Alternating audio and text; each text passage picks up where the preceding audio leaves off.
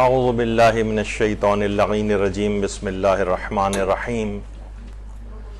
الحمد للہ وکفا وسلام علی عبادہ الذین اصطفیٰ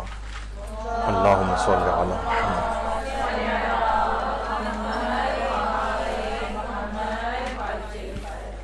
سگریٹ اور نشاور چیزوں کے استعمال کے فقہی احکام پر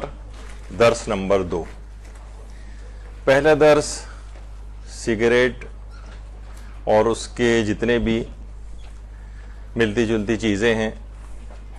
اس سے متعلق پہلا درس ہمارا ہو چکا ہے اور اس میں سارے تقریباً فقہی احکام بیان کیے جا چکے ہیں۔ لیکن سگریٹ بہرحال جو پینے والے ہیں وہ اس کے باوجود بھی اس کو نہیں چھوڑتے ہیں۔ آپ کو سکھانے کا اس میں مسئلہ یہی ہے کہ ایک باب اور ایک چیپٹر کے طور پر ان چیزوں کو آپ سیکھ لیں، کیونکہ پیغمبر اکرم صلی اللہ علیہ وآلہ وسلم صلی اللہ محمد فرماتے ہیں کہ جو شخص علم کا ایک باب سیکھے تاکہ رضائے الہی کی خاطر اسے دوسرے لوگوں کو سکھائے تو خدا اسے 70 انبیاء کا اجر عنایت فرماتا ہے۔ تو روایات میں اس طرح کی بہت زیادہ فضیلت بیان کی گئی ہے۔ ظاہر معاشرے میں آپ رہتی ہیں، گھر والوں کے ساتھ رہتی ہیں، مرد حضرات عام طور پر بھی آپ سنیں گی کہ مختلف اس طرح کے نشوں کے زیادہ تر عادی ہوتے ہیں، تو اس سلسلے میں ہماری گفتگو آج آگے بڑھے گی۔ لیکن جیسے کہ اس سے پہلے عرض کیا تھا کہ سگریٹ پینے والے بہت سے لوگ تو بڑا جسٹیفائی بھی اپنے آپ کو کرتے ہیں، شعر بھی بنا رکھے ہیں کہ دنیا میں جو سگریٹ کا طلبگار نہ ہوگا محشر میں خدا اس کا مددگار نہ ہوگا، اس طرح کے شعر بھی بنائے ہوئے ہیں انہوں نے۔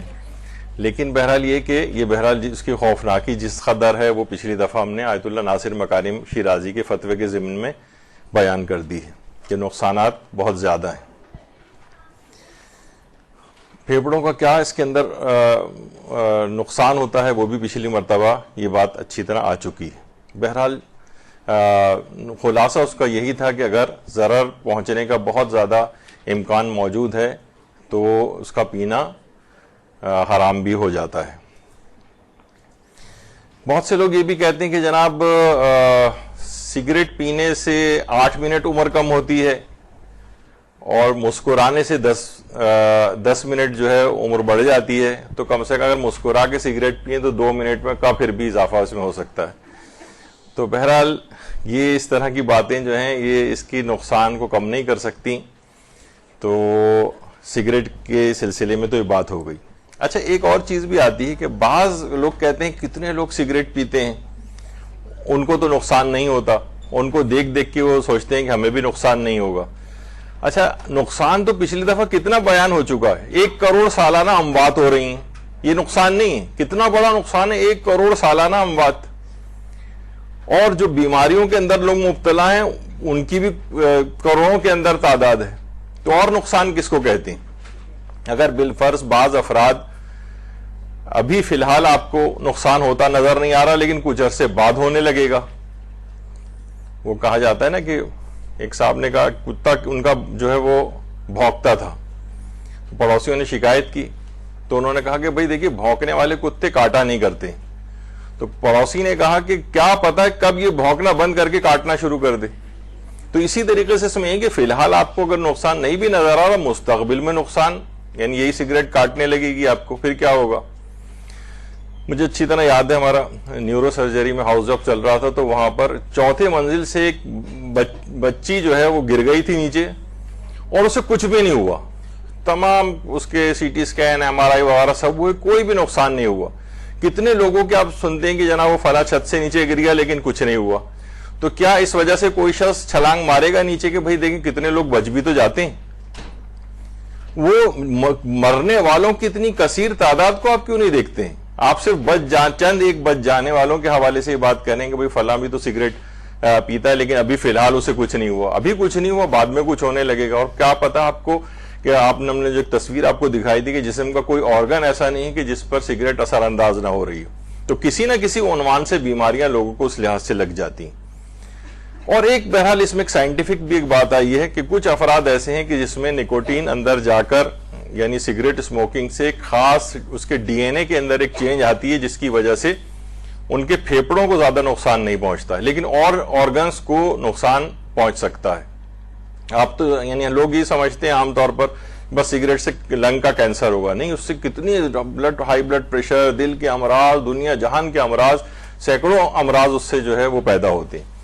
تو صرف چند افراد کو دیکھ کر یا جن کو فی الحال کچھ نہیں ہوا اس کو دیکھ کر یہ نہیں کہنا چاہیے بھائی فلاں فلاں کو تو نقصان نہیں ہوا، ابھی نقصان نہیں ہوا تو خدا نخواستہ بعد میں نقصان ہو جائے گا۔ اور وہ کروڑوں کی تعداد کو بھی تو نقصان ہو رہا ہے نا جو سالانہ مر رہے ہیں، اور کروڑوں جو اس میں امراض میں گرفتار ہو رہے ہیں۔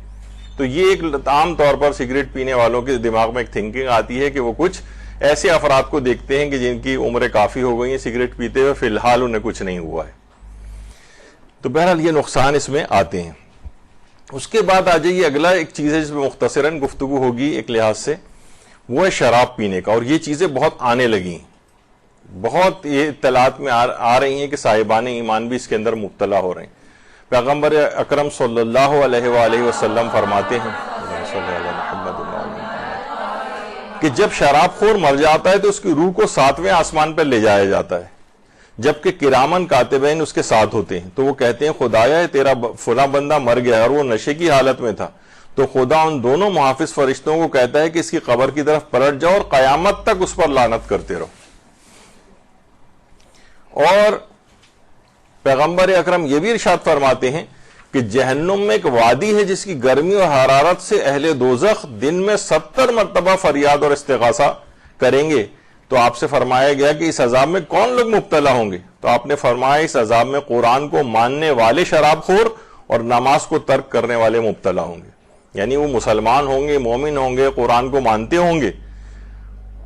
جبھی تو وہ لیکن وہ نماز نہیں پڑھتے ہوں گے اور وہ شراب خور ہوں گے۔ یعنی جہنم کی ایک وادی ہے جس سے اہل دوزخ پناہ مانگیں گے، اس میں یہ دو افراد جائیں گے۔ اور رہبر معظم سے بھی ایک سوال پوچھا گیا کہ اگر ماہرین کسی شخص کو کہیں کہ شراب کے علاوہ تمہاری بیماری کا کوئی علاج نہیں ہو سکتا ہے تو پھر شراب پینے کا کیا حکم ہے؟ تو انہوں نے جواب میں یہی فرمایا کہ کلی طور پر حرام چیز کے ساتھ علاج کے سلسلے میں حکم یہ ہے کہ اگر انسان کو ماہر شخص کے کہنے پر اطمینان ہو جائے کہ بیماری کا علاج صرف یہی ایک ذریعہ ہے اور علاج کرنا بھی ضروری ہے، تو ضرورت کی مقدار میں حرام چیز کا استعمال جائز ہے۔ لیکن روایات میں آیا ہے کہ پروردگار عالم نے شراب میں شفا نہیں رکھی، یعنی شراب میں کوئی شفا نہیں۔ عام طور پر اگر کوئی کہے بھی اس طرح سے تو اپنے طور پر لوگوں کے کچھ مشاہدات ہوں گے، لیکن اللہ نے شراب میں شفا نہیں رکھی۔ تو لیکن اگر کسی کی جان ہی اسی پر موقوف ہو، مثلا پیاس سے مارا جا رہا ہو، فقط شراب موجود ہو، تو ظاہر ہے کہ پھر اس کے لیے اپنی جان کو بچانا واجب ہو جاتا ہے، لیکن فقط اتنی مقدار میں صرف پی سکتا ہے کہ جس سے جان بچ جائے۔ یعنی 1 گھونٹ یا 2 گھونٹ پینے سے پیاس سے جان بچ سکتی ہے، تو یہ نہیں کہ وہ پورا جو ہے وہ بوتل اس کی چڑھا جائے کہ مجھے پیاس اپنی بجھانی ہے، نہیں، ایسا نہیں، یہ بہت ضروریات کا مسئلہ ہے۔ اور ہمارے چھٹے امام جعفر صادق علیہ الصلوۃ والسلام، ابو بصیر کہتے ہیں کہ میں چھٹے امام کی خدمت میں حاضر تھا کہ اسی وقت ایک عورت وہاں پر آئی، اس کا نام تو ام خالد عبدیہ۔ ام خالد عبدیہ آئی اور کہنے لگی کہ مولا میں شدید بیمار ہوں، میری بیماری کا علم تمام اطباء کو دکھا چکی ہوں، لیکن بیماری کا میرے کوئی بھی علاج نہیں ہے، صرف اطباء کہتے ہیں فقط ایک علاج ہے کہ تم شراب پیو۔ تو چھٹے امام نے فرمایا کہ جب اطباء نے کہہ دیا تو میرے پاس کیوں آئی ہو؟ اس نے کہا کہ آقا اور مولا میرے آپ ہیں، پروردگار عالم جب قیامت میں پوچھے گا کہ مثلا تم نے یہ عمل کیوں کیا، تو میں یہ کہہ سکوں گی کہ میرے آقا اور مولا نے حکم بیان فرمایا تھا۔ لیکن اس کے باوجود بھی روایت طویل ہے، اس کا خلاصہ یہ ہے کہ امام جعفر صادق علیہ السلام نے منع فرمایا، اللہم صلی علی محمد وعلی محمد، اور اس کو گلے کی طرف اشارہ کر کے فرمایا کہ جس وقت جان نکلے گی اور روح یہاں تک پہنچے گی تو اس وقت تمہیں شرمندگی کا احساس ہوگا کہ تم نے یہ عمل کیوں کیا۔ تو بہرحال شراب کو اس لحاظ سے اس کے اندر شفا نہیں رکھی گئی ہے، اگر اچھے اطباء کہتے رہیں، لیکن بہرحال جان اگر جاری ہو اور اسی پر ہی موقوف ہو تو فقط اتنی مقدار میں استعمال کی جا سکتی ہے کہ جس سے جان بچ جائے، لیکن بیماری کی کسی اس میں شفا نہیں۔ اور نشہ دیکھیے اتنا زیادہ یہ منحوس چیز ہے کہ حضرت امیر المومنین علیہ السلام فرماتے ہیں، اللہم صلی علی محمد وعلی محمد، کہ نشہ کرنے والے کی 40 دن تک کوئی نماز قبول نہیں ہوتی. تو اتنا شدت کے ساتھ یہ چیز ہے. اسی لحاظ سے شرابیوں کے ساتھ اٹھنا اور بیٹھنا اس کی بھی ممانعت کی گئی ہے، سوائے اس کے کہ انسان کسی امر بالمعروف و نہی عن المنکر کے طور پر جائے. اور جب یہ ہدایت کی ہے حضرت امیر نے کہ نشے بازوں کے ساتھ نہ بیٹھو، کیونکہ ظاہر ہے جب ان کے ساتھ رہو گے، جیسے کہ ہم نے کہا تھا نا پچھلی دفعہ کہ سگریٹ 5 میں سے 3 افراد اس کے ایڈکٹ ہو جاتے ہیں، جو صرف فقط کش لیتے ہیں کہ دیکھیں اس کا ٹیسٹ کیسا ہوتا ہے، اس میں 3 ایڈکٹ ہو جاتے ہیں. تو اسی طرح سے ان افراد کے ساتھ رہنے والا بھی بالآخر شرابی بن جاتا ہے. اچھا، پھر اس کے بعد پیغمبر اکرم ایک جملہ یہ بھی ایک حدیث میں یہ بھی ارشاد فرماتے ہیں کہ جو شخص خدا کے علاوہ کسی اور کی خاطر بھی شراب نوشی کو ترک کرے تو اللہ اسے بہشت کی سربا مہر شراب رحیق مختوم پلائے گا. حضرت امیر نے عرض کیا کہ اللہ کے علاوہ کسی اور کی خاطر کرے تب بھی؟ فرمایا ہاں، خدا کی قسم اپنی جان کو بچانے کے لیے بھی اللہ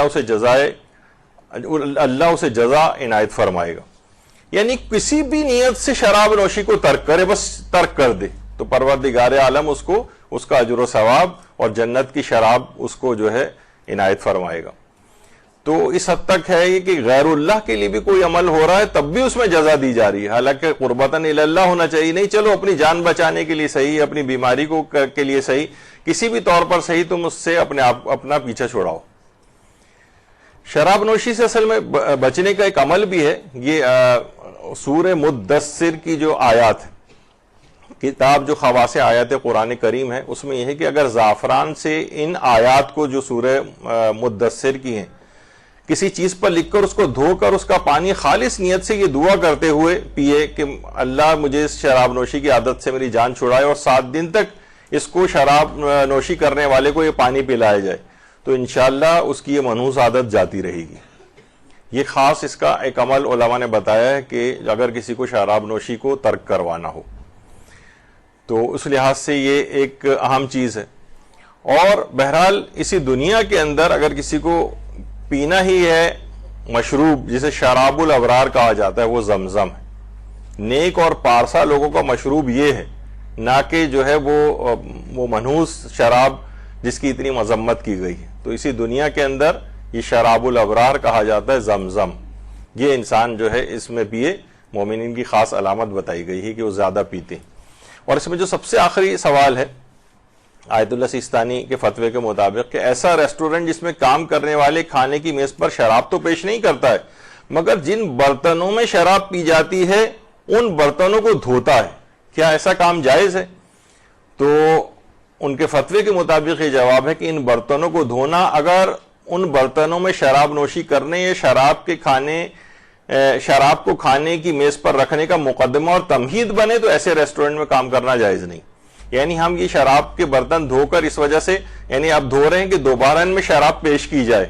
اور دوبارہ یہ شرابیوں کو اس میں شراب ڈال کر پیش کی جائے، اگرچہ یہ کہے کہ بھئی میرا کام تو برتن دھونے کا ہے. نہیں، یہ مقدمہ بن رہا ہے کہ دھلنے کے بعد دوبارہ اس میں شراب ڈالی جائے گی اور پیش کی جائے گی، تو اس کام کو بھی کرنا جائز نہیں.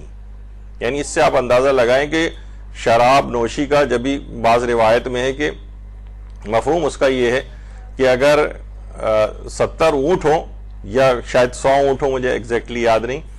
کہ اس میں سب سے آخری والے اونٹ کے اوپر شراب کی خالی بوتل بھی رکھی ہے تو حضرت امیر فرماتے ہیں کہ میں اس پہلے والے اونٹ کی مہار تک پکڑنے کو تیار نہیں، جبکہ 70ویں اونٹ پر شراب کی خالی بوتل رکھی ہوئی ہے. تو اس لحاظ سے یہ کہ اگر یہ برتن کا دھونا، ان گلاسوں کا دھونا یہ اس بات کا مقدمہ بن رہا ہے تو فرماتے ہیں کہ اس طرح کی نوکری بھی جائز نہیں. اور اسی طریقے سے ایک سوال یہ بھی پوچھا گیا کہ ایک شخص سپر اسٹور پہ کام کرتا ہے اور اس کے کاموں میں ایک کام یہ ہے کہ وہ شراب اور خنزیر کے گوشت کے کارٹن ایک جگہ سے اٹھا کر دوسری جگہ منتقل کرتا ہے، کیا یہ جائز ہے؟ آقا سیستانی نے فرمایا شراب کو ایک جگہ سے دوسری جگہ منتقل کرنا بھی جائز نہیں ہے. اور پھر خنزیر کے گوشت کا انہوں نے کہا کہ وہ جائز ہے، اس کو منتقل کر سکتے ہیں لیکن اس کے مقابلے میں اجرت نہیں لے سکتا ہے. تو شراب کے اندر تو نہ تو منتقل کر سکتا ہے شراب کے کارٹن کو ایک جگہ سے اٹھا کے دوسری جگہ رکھنا، اسٹور میں کچھ اس قسم کا کام ہے، کوئی لوڈر والا اس کا کام ہے کہ جہاں وہ اٹھا کے چیزیں منتقل کرتا ہے دوسری جگہ، تو نہ ایسی جاب جائز ہے نہ اس کی تنخواہ اس کے لیے جائز ہوگی. اچھا ایسے سٹورز میں جاب کرنا کیسا ہے کہ جہاں شراب بیچی جاتی ہو؟ یہ باہر مغربی ممالک میں بہت یہ مسئلہ پیش آتا ہے کہ لوگ بہت سے ایسے سٹورز پہ کام کرتے ہیں تو جہاں پر شراب بیچی جاتی، تو شراب اگر بیچی جا رہی ہے کسی جگہ پر تو اگر یہ شخص خود کام نہیں کر رہا ہے، شراب اتنا بڑا سٹور ہے کہیں بک رہی ہے اس میں شراب، تو وہاں پر اس کی کام تو کرنا جائز ہے، لیکن اس کو خود سے کوئی ایسا کام کرنا جس میں شراب کو اٹھانا پڑے، لے جانا پڑے، یہ سب کام جائز نہیں۔ یعنی جہاں شراب بیچی جاتی ہو، اتنا سارا ظاہر سٹور ہے، دنیا کی ہر چیز وہاں پہ مل رہی ہے، وہاں شراب کا بھی ایک کاؤنٹر ہے، تو وہاں جائز تو ہے لیکن کوئی کام شراب سے ریلیٹڈ کرنا جائز نہیں، یہ دماغ میں رہے۔ اسی طرح ایسے ریسٹورنٹس میں جاب کرنا جہاں شراب سرو کی جاتی ہو، اگر یہی شخص شراب سرو کر رہا ہے تو ظاہر کھانے کے ساتھ انہوں نے اس کے بعد شراب بھی منگوائی، تو اس کے لیے یہ کام جائز نہیں، حرام ہے، اور اس کے مقابلے میں جتنا اجرت ہوگی وہ بھی لینی جائز نہیں ہوگی۔ اسی طرح سے جس دسترخوان یا میز پر شراب موجود ہو اس پر چنی ہوئی کوئی بھی چیز کھانا بھی حرام ہے۔ مثلا کوئی میز ہے، کوئی دسترخوان لگا ہوا ہے، تو اس پہ کوئی بھی چیز کھانا، چاہے حلال چیز ہی کیوں نہ، اس میز کے کونے پہ مثلا کوئی پھل رکھا ہوا ہے، کوئی اور حلال چیز رکھی، وہ اٹھا کر بھی نہیں کھا سکتے، بلکہ آغا سیستانی فرماتے ہیں بلکہ اس دسترخوان پر بیٹھنا بھی احتیاط واجب کے طور پر حرام ہے، چاہے کوئی چیز نہ بھی کھائیں۔ یعنی احتیاط واجب یہ کہ اس دسترخوان پر بیٹھ بھی نہیں سکتے۔ تو اس سے بہت سے لوگ کہتے ہیں کہ بھئی ہمیں ایسی بزنس میٹنگز میں جانا پڑتا ہے، پارٹیز میں جانا پڑتا ہے، ہم وہاں کھائیں گے تو نہیں، اور ہم صرف حلال چیز آرڈر کریں گے اپنے لیے۔ نہیں، ایسی میز پر بھی نہیں بیٹھ سکتے کہ جہاں شراب رکھی ہوئی ہو احتیاط واجب کی بنا پر، اور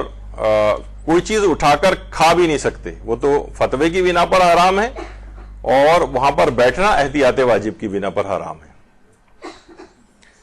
اچھا اسی طرح سے دیکھیے باہر خاص طور پہ یہ ہوتا ہے کہ مٹھائیوں، کھانوں اور سیلیڈز وغیرہ پر بھی شراب کی معمولی سی مقدار وہ لوگ کچھ نہ کچھ ضرور ملاتے ہیں، شاید ہی کوئی چیز وہاں پر کھانا یا سیلیڈز وغیرہ یا مٹھائیاں کی جس کے اندر وہ شراب نہ ملاتے ہوں۔ یعنی عام بھی اگر کوئی کھانا ہے، آپ وہ ٹی وی پہ جو اس کے مختلف پروگرامز آتے ہیں، جو مختلف چینلز ہیں اس کے کھانا بنانے والے ترکیبوں کے، تو اس میں آپ دیکھیں گے کہ ضرور اس کے اندر کچھ نہ کچھ وائن کا تڑکا جو ہے وہ اس پہ لگایا جاتا ہے، یہ جائز نہیں۔ اور اگر کسی کو اطمینان ہو کہ اس کے اندر وائن ملائی گئی ہے تو اس کھانے کا کھانا بھی جائز نہیں۔ اچھا دواؤں میں الکوہل کا ایک مسئلہ ہے، دواؤں میں الکوہل سب سے زیادہ ایک مسئلہ۔ اچھا ایلوپیتھک دواؤں میں بھی الکوہل ہوتا ہے جس کا بھی ہم آگے چل کر ذکر کریں گے، اور ایک ہے ہومیوپیتھک دواؤں میں الکوہل۔ اچھا دیکھیے ہومیوپیتھک دواؤں میں الکوہل، اس میں ایتھائل الکوہل ہوتا ہے۔ ہومیوپیتھی دواؤں میں جو الکوہل ہے وہ شراب نہیں ہوتی۔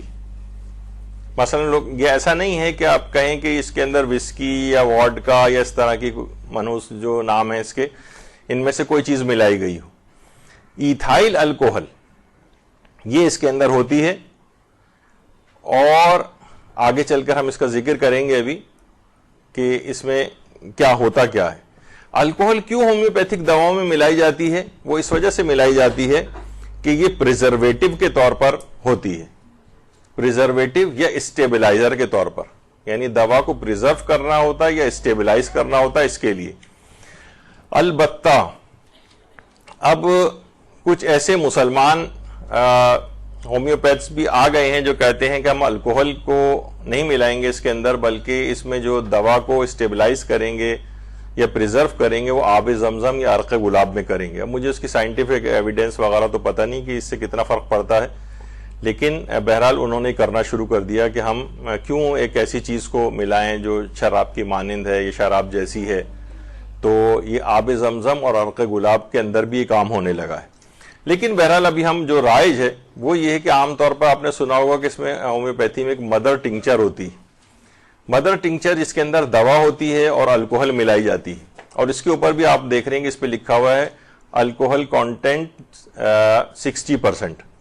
کسی میں 40% ہوتا ہے، کسی میں 50%، 60%، 70%، 80%، 90% تک بھی ممکن ہے کہ الکوہل ملائی جائے۔ اچھا یہ جو مدر ٹنکچر ہے یہ ہومیوپیتھک دواؤں میں ایک تو یہ ہوتی ہے جو کہ عام طور پر اس کے قطرے پانی میں ملا کر پیے جاتے ہیں، اور یا پھر یہ گلوبیولز کی صورت میں یا گولیاں ہوتی ہیں میٹھی میٹھی، اور اس کے اندر وہ دوا ملائی یعنی الکوہل ملائی جاتی ہے. تو ان دونوں کا حکم میں ابھی بیان کرتا ہوں آپ کو. اچھا، مدر ٹنکچر جو ہے اس میں الکوہل کی مقدار کتنی ہوتی؟ الکوہل کی مقدار یہ میں نے جیسے ابھی کہا کہ 50%، 60%، 70، 80، 90% تک بھی ہو سکتی ہے، لیکن وہ مدر ٹنکچر براہ راست نہیں پی جاتی، اس کو پانی میں ملا کے پیا جاتا ہے. شاید وہ ٹاکسک بھی ہو جائے اگر براہ راست اس کو اس طرح سے پیا جائے، اور اس میں الکوہل شامل ہوتی ہے اتنی مقدار میں. اچھا، سب سے پہلی چیز یہ ہے کہ دیکھیے جو الکوہل ہوتی ہے بہرحال وہ زیادہ مقدار میں اگر پی جائے، جو الکوہل ہومیوپیتھک دواؤں میں ملائی جاتی ہے اگر اسے زیادہ مقدار میں پیا جائے تو اس سے نشہ ہوتا ہے. تو اب اس کو کیا کیا جائے کہ کسی طریقے سے اس میں قاعدہ کہلاتا ہے، اس کا نام ہے قاعدہ استہلاک. یعنی ہم اس کے اندر وہ جو قطرات پانی کے اندر ملا کر پی رہے ہیں، اگر ہم اتنا پانی اس کے اندر ڈال دیں کہ یہ دوا اندر گھل مل کے بالکل ختم ہو جائے، یا اس کی مقدار اتنی کم ہو جائے کہ نیگلیجیبل اماؤنٹ رہ جائے. آغا سیستانی نے اس کا ایک وہ بتایا ہے قاعدہ، وہ یہ کہ اس کی مقدار 2% سے کم ہو جائے. یعنی جو الکوہل 60% تھی اس کے اندر وہ 2% سے کم ہو جائے. اس کا بھی ایک طریقہ ہے، وہ ابھی آگے تو ہم اس کو کہتے ہیں قاعدہ استہلاک. آپ کو یاد ہوگا پچھلی بار ہم نے ایک چیز اس کے اندر بتائی تھی کہ مثلا دانتوں سے اگر کسی کے خون آتا ہے اور معمولی سا خون آ رہا ہے، ٹوتھ برش کیا، ہلکا سا کہیں سے خون نکلا ہے، تھوڑی دیر میں خون تھوک میں گھل مل کر ختم ہو جاتا ہے، اسے کہا جائے گا کہ مستہلک ہو گیا ہے، ہلاک ہو گیا ہے، خون استہلاک ہو گیا ہے اس کا. اب وہ منہ اس کا بالکل پاک ہے، تھوک وہ ایسے ہی نکل سکتا ہے، منہ کو الگ سے پاک کرنا واجب نہیں. اسے قاعدہ استہلاک کہتے ہیں. کوئی چیز یعنی اپنے وجود کو ہی ختم کر دے،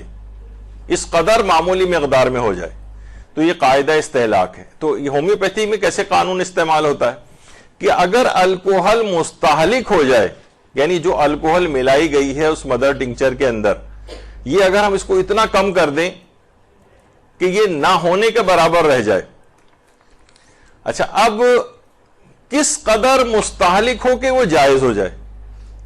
تو اس پہ آغا سیستانی فرماتے ہیں 2% سے کم ہو جائے. 2% یا اس سے کم ہو تو وہ جائز ہو جائے گی، اور اس سے زیادہ ہوگی تو پھر وہ حرام ہو جائے گی. اچھا، اب یہ بھی آغا سیستانی سے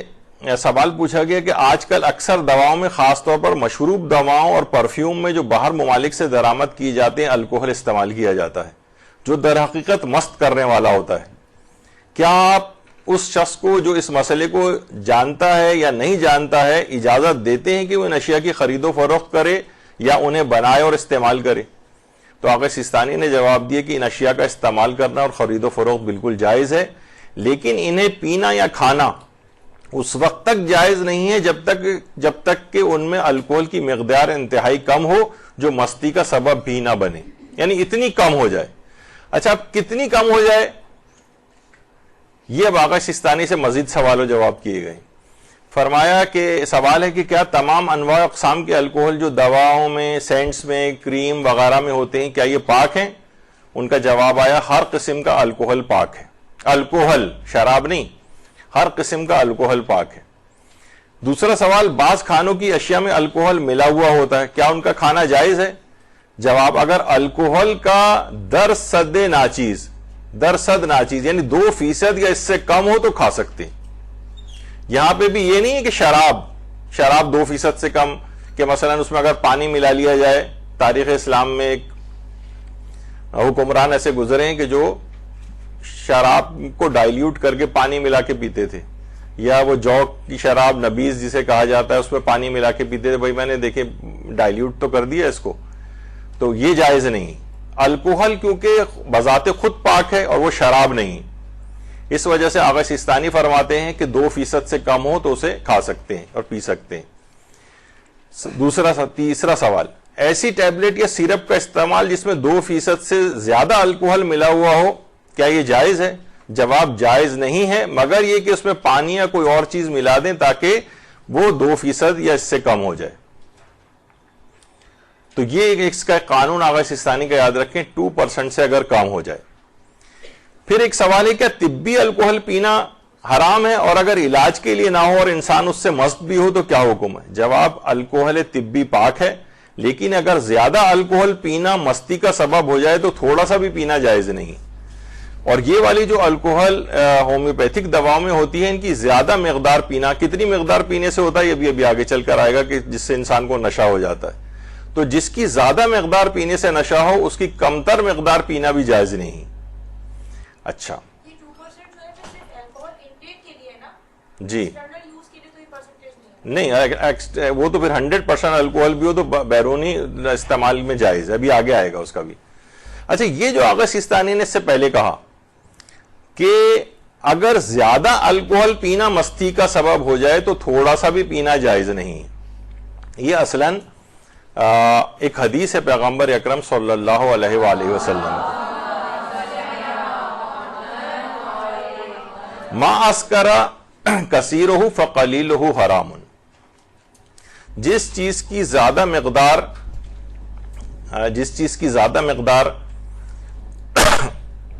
پینا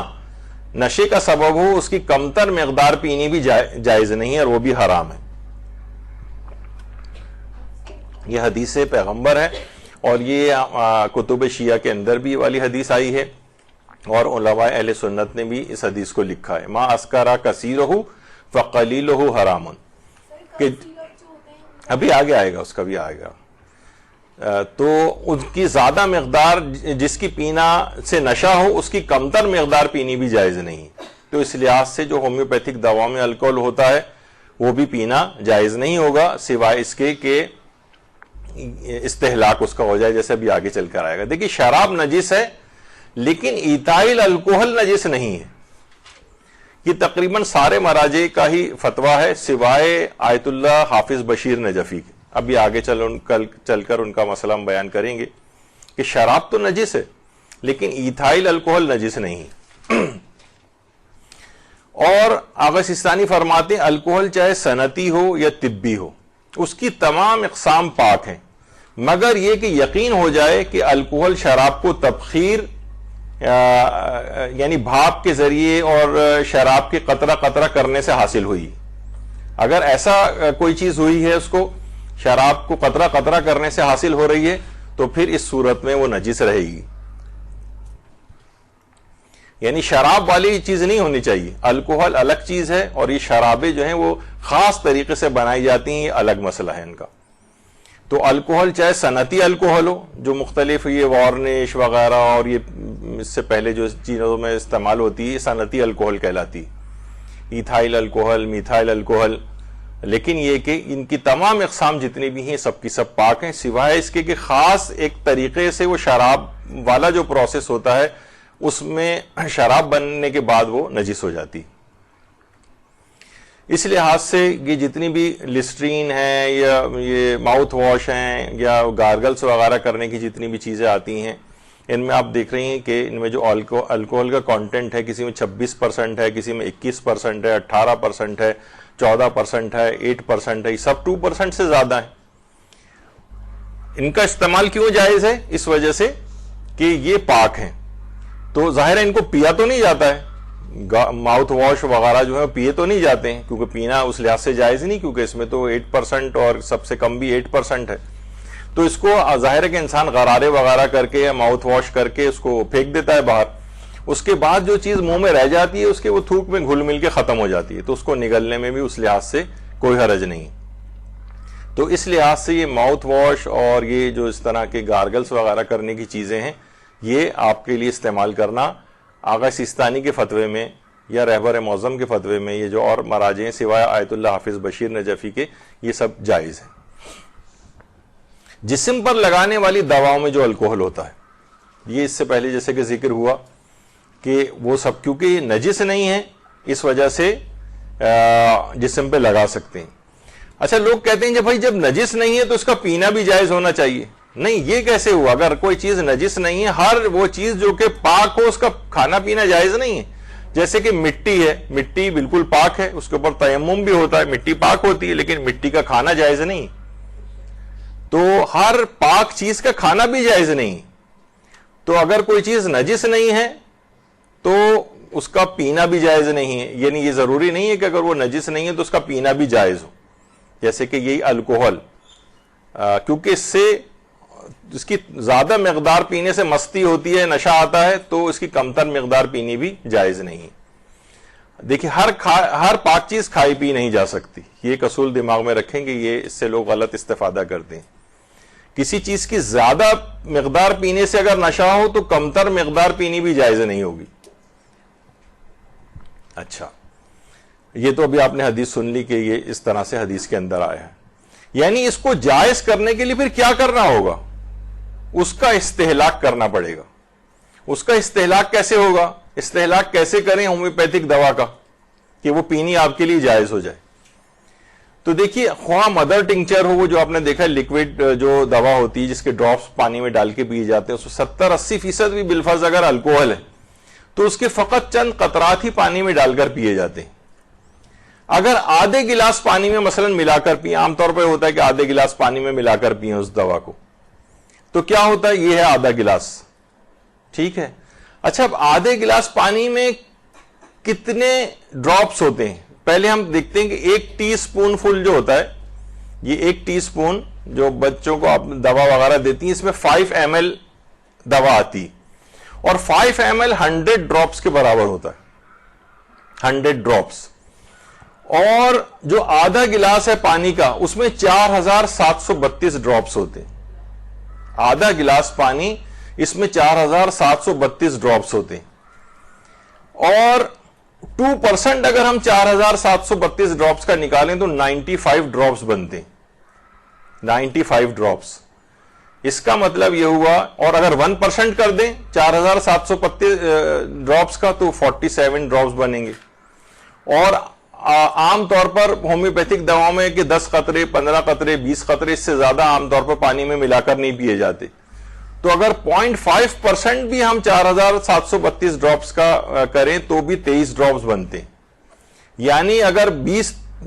ڈراپس 23 ڈراپس بھی ملا رہے ہیں تو وہ الکوہل کا سمجھے 0.5% ہو گئی ہے اس میں, یعنی استہلاک ہو گیا. تو اور یہ تو بہت کم ہے 0.5%, یعنی 95 ڈراپس تک بھی اگر اس کے اندر یعنی 2% ہے تو اتنی مقدار بھی, وہ بھی ہومیوپیتھی کی, اس میں اگر الکوہل جو ملائی گئی ہے, خواہ وہ کتنی مقدار کیوں نہ ہو, لیکن وہ آدھے گلاس پانی میں اگر ملا کر پیئیں گے تو سمجھیں کہ 95 یا 97 ڈراپس کے برابر تک بھی جائز ہو سکتی. اور یہ تو پھر بھی بہت ہی کم ہے. اگر ہم 10 20 30 ڈراپس بھی اگر پیتے ہیں تو 0.5% 0.7% تک الکوہل اس میں جاتی ہے, جو آپ کو لیے بالکل جائز ہے.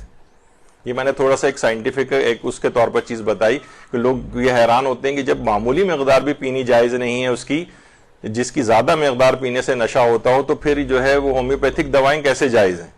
تو وہ اس طرح سے جائز ہیں کہ ان میں پانی میں ملا کر پینے والی جو دوائیں ہیں ان میں بہت کم مقدار اس کی رہ جاتی ہے, یعنی استہلاک ہو جاتا ہے, استہلاک.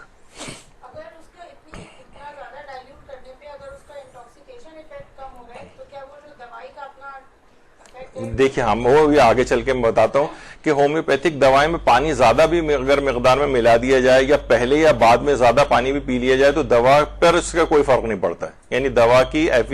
ایفیکیسی جو ہے وہ متاثر نہیں ہوتی اس سے. اچھا, ایتھائل الکوہل اگر 10 to 20 ml اگر پیا جائے تب نشہ ہوتا ہے, یعنی 10 ml سے لے کر 20 ml تک اگر خالص یعنی ایتھائل الکوہل پیئیں تب نشہ ہوتا ہے. اور یعنی اگر ہم 500-600 قطرات پیئیں گے تو نشہ ہوگا, یعنی جو آغا سیستانی نے کہا کہ اسے مسکر بھی یعنی نشہ آور بھی نہیں ہونا چاہیے, تو 10-20 قطروں میں تو نشہ بھی نہیں ہوتا ہے. یعنی یہ نشہ اس وقت ہوگا جب 500-600 قطرے اس کے پیے جائیں, تو اس لحاظ سے بھی بالکل ٹھیک ہے یہ, یعنی استہلاک بھی ہو گیا اور نشہ آور بھی نہیں, اس لحاظ سے اس چیز کو پینا جائز ہے. اور عموماً 10 20 30 قطرات سے زیادہ ایک وقت میں پیے بھی نہیں جاتے ہیں، اس لحاظ سے اس میں یہ کوئی حرج نہیں۔ اچھا، اگر دوا کی گولیوں میں الکوہل کے قطرات ٹپکائے جائیں تو دوا جب ڈرائنگ پروسیس اس کا ایک ہوتا ہے تو ہومیوپیتھک کی جو یہ دوائیں ہیں یہ جب گولیوں وغیرہ کے اندر ملائی جاتی ہیں اور تو کچھ ہی دیر بعد سارے کا سارا الکوہل اڑ جاتا ہے، ایواپوریٹ ہو جاتا ہے۔ تو ہومیوپیتھک دوائیں جو گلوبیولز کی صورت میں ملتی ہیں تو بالکل ہی جائز نہیں، کیونکہ اس میں الکوہل کی وہ مقدار بھی نہیں رہ پاتی،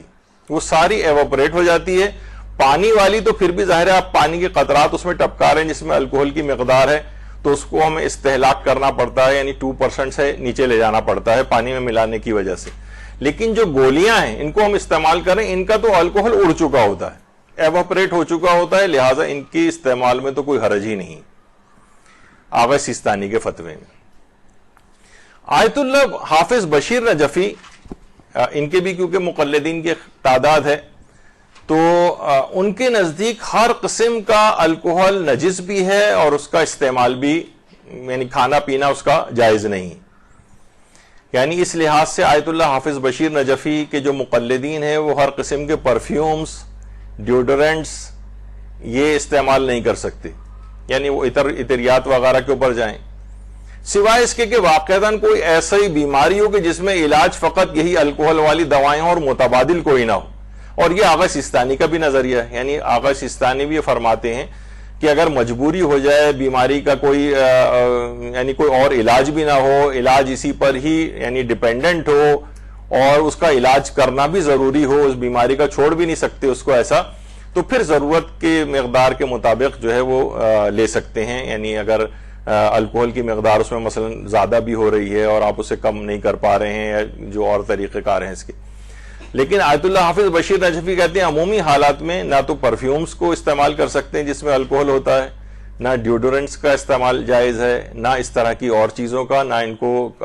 کھانے پینے میں لا سکتے ہیں۔ تو ان کو یہ خاص طور پر، اور ان آیت اللہ حافظ بشیر نجفی کے نزدیک ہومیوپیتھک ادویات کا استعمال بھی جائز نہیں کیونکہ الکوہل اس میں ہوتا ہے۔ اچھا، ابھی آپ کے دماغ میں ہو سکتا ہے یہ بات آئے کہ چلیں وہ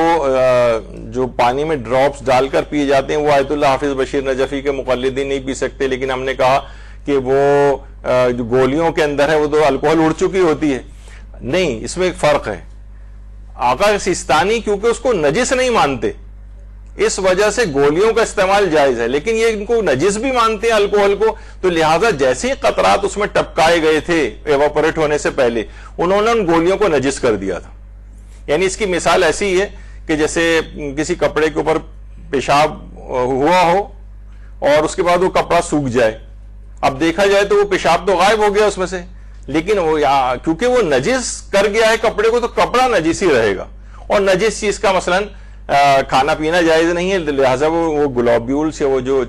میٹھی گولیاں تھیں اس کی، وہ کیونکہ نجس ہو گئی تھی ایتھائل الکوہل کے ڈلنے سے، لہٰذا آیت اللہ حافظ بشیر نجفی کے فتوے میں گولیوں کا بھی استعمال جائز نہیں ہے اور پانی میں ڈال کر دوا پینے والی ہومیوپیتھک دوا کا استعمال بھی جائز نہیں۔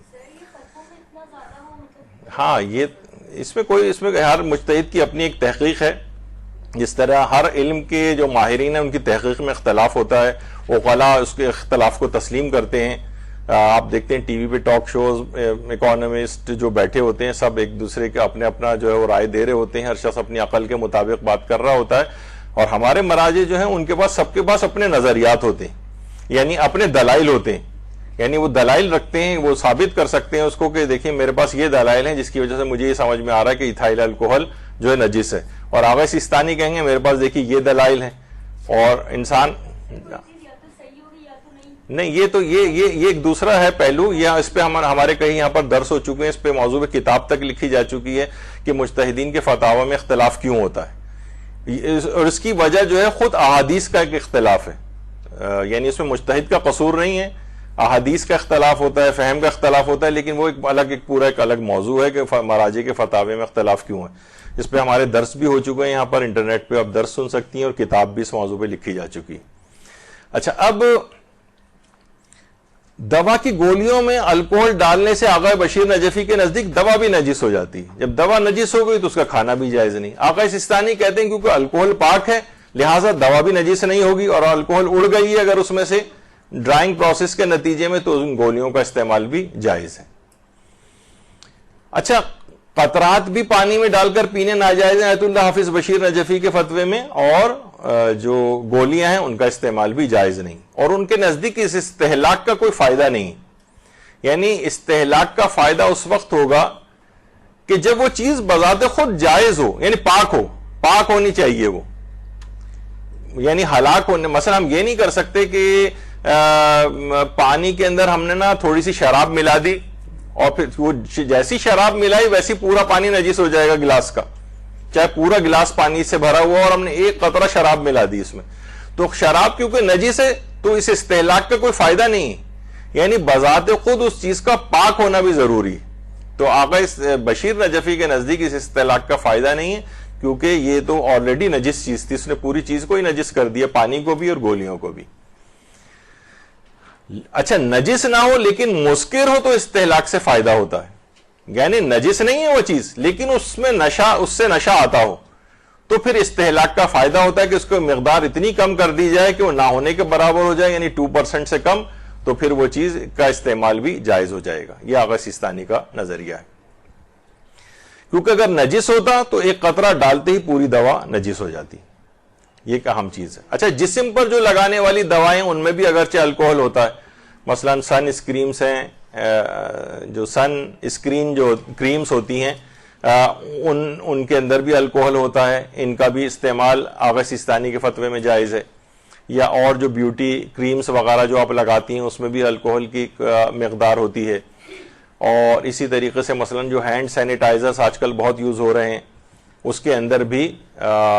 جو ہے وہ الکوہل کی خاصی مقدار ہوتی ہے. تو آقا سیستانی کے فتوے میں تو جائز ہے, لیکن آقا حافظ بشیر نجفی کے فتوے میں سینیٹائزرز کے استعمال کرنے تو جائز ہیں, لیکن نمازوں وغیرہ کے لیے اپنے ہاتھ کو پاک آپ کو کرنا پڑے گا, ہاتھ نجس ہو جائے گا ان کے فتوے میں اگر آپ نے سینیٹائزر کا استعمال کیا. اور تو نماز سے پہلے اور ہر وقت کا ہاتھ کا پاک کرنا بھی واجب نہیں, ہاتھ نجس رہے تو نجس رہے, بس نماز کا وقت ہو یا کھانے پینے کا کوئی معاملہ ہو تو پھر اس وقت ہاتھ کو پاک کر لیا جائے. اس طرح سے الکوہل سواب جو ہوتا ہے, جو کہ عام طور پر آپ نے دیکھا ہے کہ انجیکشن لگانے کے بعد وہ اس کے اوپر اسپرٹ سائک لگایا جاتا ہے, وہ بھی الکوہل ہوتا ہے ایک جراثیم وغیرہ کو مارنے کے لیے, وہ بھی پاک ہے آغا سیستانی کے فتوے میں. اچھا, جیسے کہ ابھی ہم نے ذکر کیا کہ ہومیوپیتھک دواؤں کے استعمال سے پہلے یا بعد میں پانی پی سکتے ہیں, تو پانی کی مقدار زیادہ بھی اگر کر دی جائے تو اس سے دوا کی صلاحیت متاثر نہیں ہوتی ہے. البتہ یہ آئیڈیل یہ سمجھا جاتا ہے کہ اس سے آدھے گھنٹے پہلے یا بعد تک کچھ کھایا پیا نہ جائے. عام طور پر ہومیوپیتھک دواؤں کے سلسلے میں یہ بات ہوتی ہے. اچھا, ایلوپیتھک دواؤں میں الکوہل کی مقدار, یہ عام طور پر آپ نے دیکھا ہوگا کہ جو کف سیرپس ہوتے ہیں ان میں اکثر کف سیرپس کے اندر الکوہل کی مقدار 70% تک ہوتی ہے. تو آغا سیستانی کے فتوے میں اگر کسی کو کف سیرپس وغیرہ کا استعمال کرنا ہے تو پھر اس کو یہ کرنا چاہیے کہ اس کو پانی میں ملا کر اور ڈائلیوٹ کر کے اس کو پیے, کیونکہ 70% تک عام طور پر الکوہل کی مقدار اس کے اندر ہوتی. تو یہ اس سلسلے میں ایک احتیاط کی جائے. پرفیومز میں جو الکوہل ہوتا ہے وہ بالکل جائز ہے آغا سیستانی کے فتوے میں, البتہ آغا حافظ بشیر نجفی کے فتوے میں اس سے بھی احتیاط کرنی ہوگی. وہ کہتے ہیں کہ نجس ہو جائیں گے آپ کے کپڑے یا جسم. اسی طریقے سے ڈیوڈرنٹس وغیرہ کا استعمال بھی. اور یہ جو ماؤتھ واش ہوتے ہیں ان کے اندر بھی الکوہل ہوتا ہے, تو ان کے نزدیک یہ ہوگا کہ منہ جو ہے آپ کا نجس ہو جائے گا. آغا حافظ بشیر میں اس کو پاک کریں, لیکن آغا سیستانی کے نزدیک کیونکہ ایتھائل الکوہل نجس نہیں ہے, لہٰذا منہ میں اگر رہ بھی جائے تو اس سے منہ نجس نہیں ہوگا, اور تھوڑی دیر میں وہ تھوک میں گھل مل کے ختم بھی ہو جائے گا, وہ استہلاک ہو جائے گا, تو اس لحاظ سے اس تھوک کا نگلنا بھی جائز رہے گا.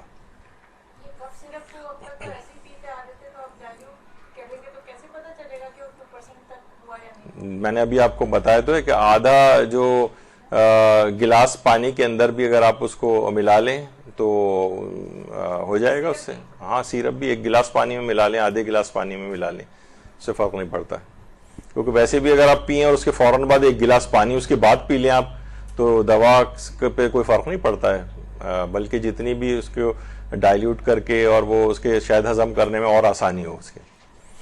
اچھا اب یہاں تک تو یہ الکوہل سے متعلق جتنے بھی دواؤں کا بھی الکوہل تھا اس کے بھی آپ کو پتہ چل گئے مسائل. اب اس کے بعد ایک اور خطرناک چیز ہے جو منشیات کے حوالے سے ہے جس کا نام ہے گٹکا. مجھے پتہ نہیں کہ ابھی بھی کسی کے منہ میں نہ ہو یہاں پر کسی کے خدا نخواستہ یہ, کیونکہ خواتین میں بھی یہ چیز بہت زیادہ بڑھ گئی ہے اور یہ ایک انتہائی مضر صحت چیز ہے. اور صرف کراچی کے 55,000 جو کھوکے ہیں سگریٹ اور پان کے, 55,000 کراچی میں, ان تقریباً ان سب پہ گٹکا اویلیبل ہوتا ہے. اچھا اب اس کے اندر ہے کیا؟ تو دیکھیے گٹکا جو ہے ویسے تو جناب کہتے ہیں کہ اس میں جو ہے وہ تمباکو کا پتا ہوتا ہے اور اس کے اندر جناب تھوڑا سا کتھا ہوتا ہے اور اخروٹ تھوڑا ملایا جاتا ہے, کچھ الائچی ملائی جاتی ہے, تو کچھ فلائیں اچھی چیزیں آپ کو عام طور پر بتائی جاتی ہیں. لیکن تو اگر اتنی اچھی چیزیں ہوتی ہیں اس کے اندر تو پھر تو ویسے بڑا مقوی طور پر یہ آپ کو جو ہے اس کی دکان پہ ملتا ہے ڈرائی فروٹس وغیرہ کی, یہ پان کی دکان پہ کیوں ہے؟ تو جو باقاعدہ اس پہ ریسرچ کی گئی ہے اور اس کے انگریڈینٹس نکالے گئے ہیں, جو ریسرچ کی جو لیبارٹریز ہیں انہوں نے, تو معلوم یہ چلا ہے اس کے اندر کہ جناب ٹھیک ہے اس کے اندر وہ تمباکو تو ہوتا ہی ہے, اس کے اپنے ہارمفل ایفیکٹس کتنے ہیں وہ تو آپ نے سگریٹ کے اندر ہی بھی سنے ہیں. اس کے علاوہ یہ ہے کہ اس کے اندر بہت سی جو گٹکے ہیں ان کے اندر افیم بھی ملائی جاتی ہے, افیم, جی ہاں گٹکے کے اندر. اور اس کے علاوہ ایک اور چیز اس میں لکڑی کا برادہ ملایا جاتا ہے جو تھوڑا سا اس کو ایک بلک جو ہے وہ پرووائڈ کرتا ہے. اس کے علاوہ اس میں چونے کا پتھر لائم سٹون وغیرہ ملایا جاتا ہے اور اس کے اپنے خطرناک ایفیکٹس الگ ہیں کہ منہ کو کیسے کاٹتا ہے وہ. اس کے علاوہ جو اس کے میں خاص اس کا ایک جس سے لوگ کہتے ہیں بھائی ہمارا منہ بڑا تیز ہے, منہ کٹ جاتا ہے اس سے, اس میں پسا ہوا شیشہ ملایا جاتا ہے, کرشڈ گلاس, تو اس کی ایک مقدار اس کے اندر ملائی جاتی ہے. یعنی سائنس کی لیبارٹریز نے یہ بتایا کہ اس کے اندر گٹکے کے اندر کیا کیا چیزیں ہوتی ہیں. تو جو کرنچی قسم کا لوگوں کو ٹیسٹ آتا ہے غالباً اس وجہ سے آتا ہے, پسا ہوا شیشہ اس میں ہوتا ہے. اور کیونکہ کتھا مہنگا پڑتا ہے تو جانوروں کا خون اس میں ملایا جاتا ہے اور سلاٹر ہاؤسز جتنے مذبح خانے ہیں یہاں پر, یہاں سے خون لے جایا جاتا ہے باقاعدہ. یہ لوگ گٹکا بنانے والے لے کر جاتے ہیں, ان کا کانٹریکٹ ان سے ہوتا ہے اور وہ کتھے کے بجائے اس کے اندر جانوروں کا خون وہ سستا پڑتا ہے وہ ملایا جاتا ہے. اس کے علاوہ اس میں بیٹری میں جو ڈالنے والا پانی ہے وہ بھی ملایا جاتا ہے,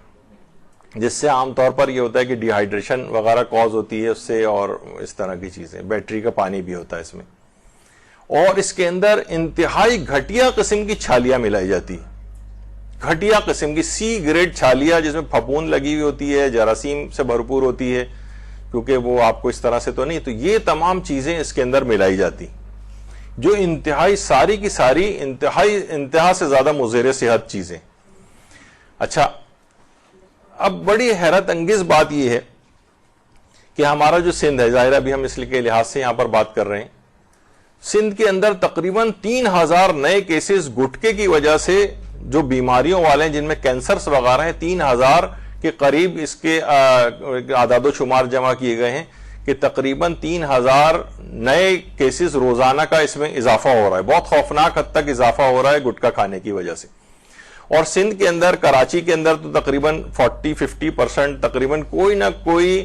نان اسموکنگ جو نشہ قسم کی جو چیزیں ہیں یہ ہر شخص تقریباً استعمال کر رہا ہے, 40-50%. یعنی سمجھیں ہر 2 میں سے 1 آدمی کوئی نہ کوئی اس قسم کے نشے کا عادی ہوا ہے, چاہے وہ چھالیا ہو, چاہے وہ پان ہو, چاہے نان اسموکنگ والا. ظاہر ہے اس کے اندر کوئی دھواں تو نہیں نکلتا ہے, وہ اس کی ایک الگ آپ نے سگریٹ کے حوالے سے چیز سن لی. لیکن اس کے مسلسل مریض بڑھتے چلے جا رہے ہیں اور تقریباً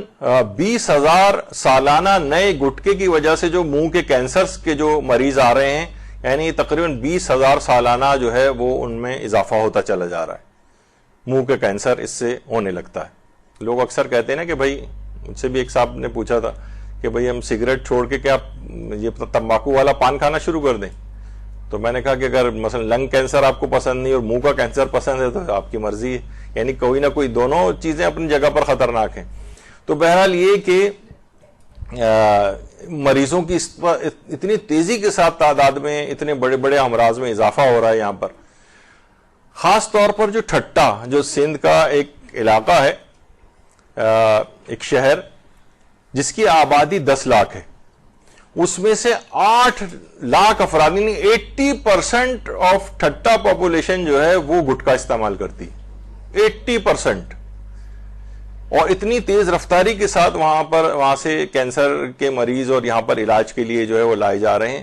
کہ ہزاروں کی تعداد تقریباً پر ڈے کے قریب جو ہے وہ بن رہی ہے۔ ظاہر آپ نے جو اس کے انگریڈینٹ سنے ہیں کتنے خطرناک، پسا ہوا شیشہ تو فلاں اور یہ اور برادہ اور ہزاروں اس طرح کی چیزیں، اور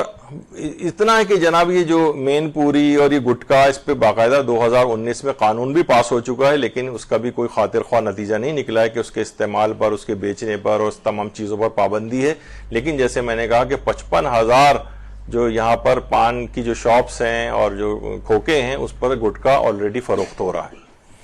اچھا، اب بچے بھی اس کے بہت زیادہ عادی بن رہے ہیں، اور ایک اور بڑی خطرناک بات یہ ہے اس کے اندر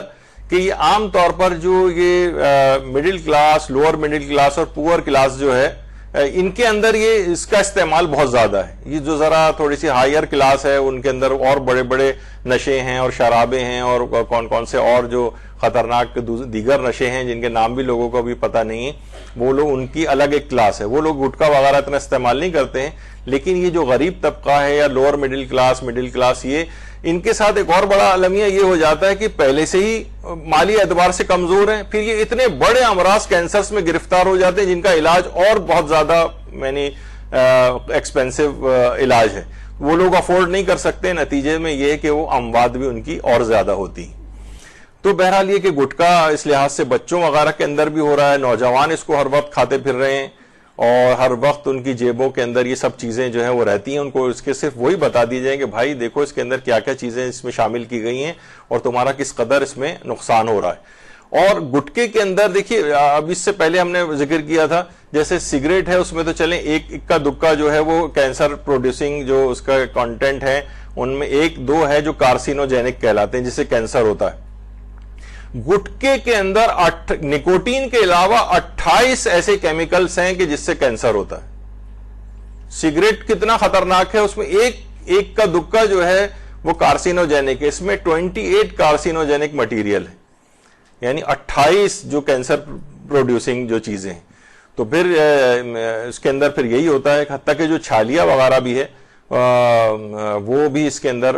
کافی نقصانات جو ہے، لوگ کہتے ہیں چھالیاں بھی ہائیلی ایڈکٹیو ایک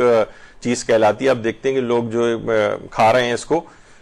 چھالیا کی ویسے بڑی علامہ اقبال نے بھی جو پہاڑ اور گلہری والی جو ایک نظم لکھی ہے، تو اس میں گلہری پہاڑ سے یہی تو کہہ رہی ہوتی کہ ذرا چھالیا ہی ذرا توڑ کے دکھا مجھ کو، یعنی میں تو کر لیتی ہوں، تم کر کے دکھاؤ یہ کام۔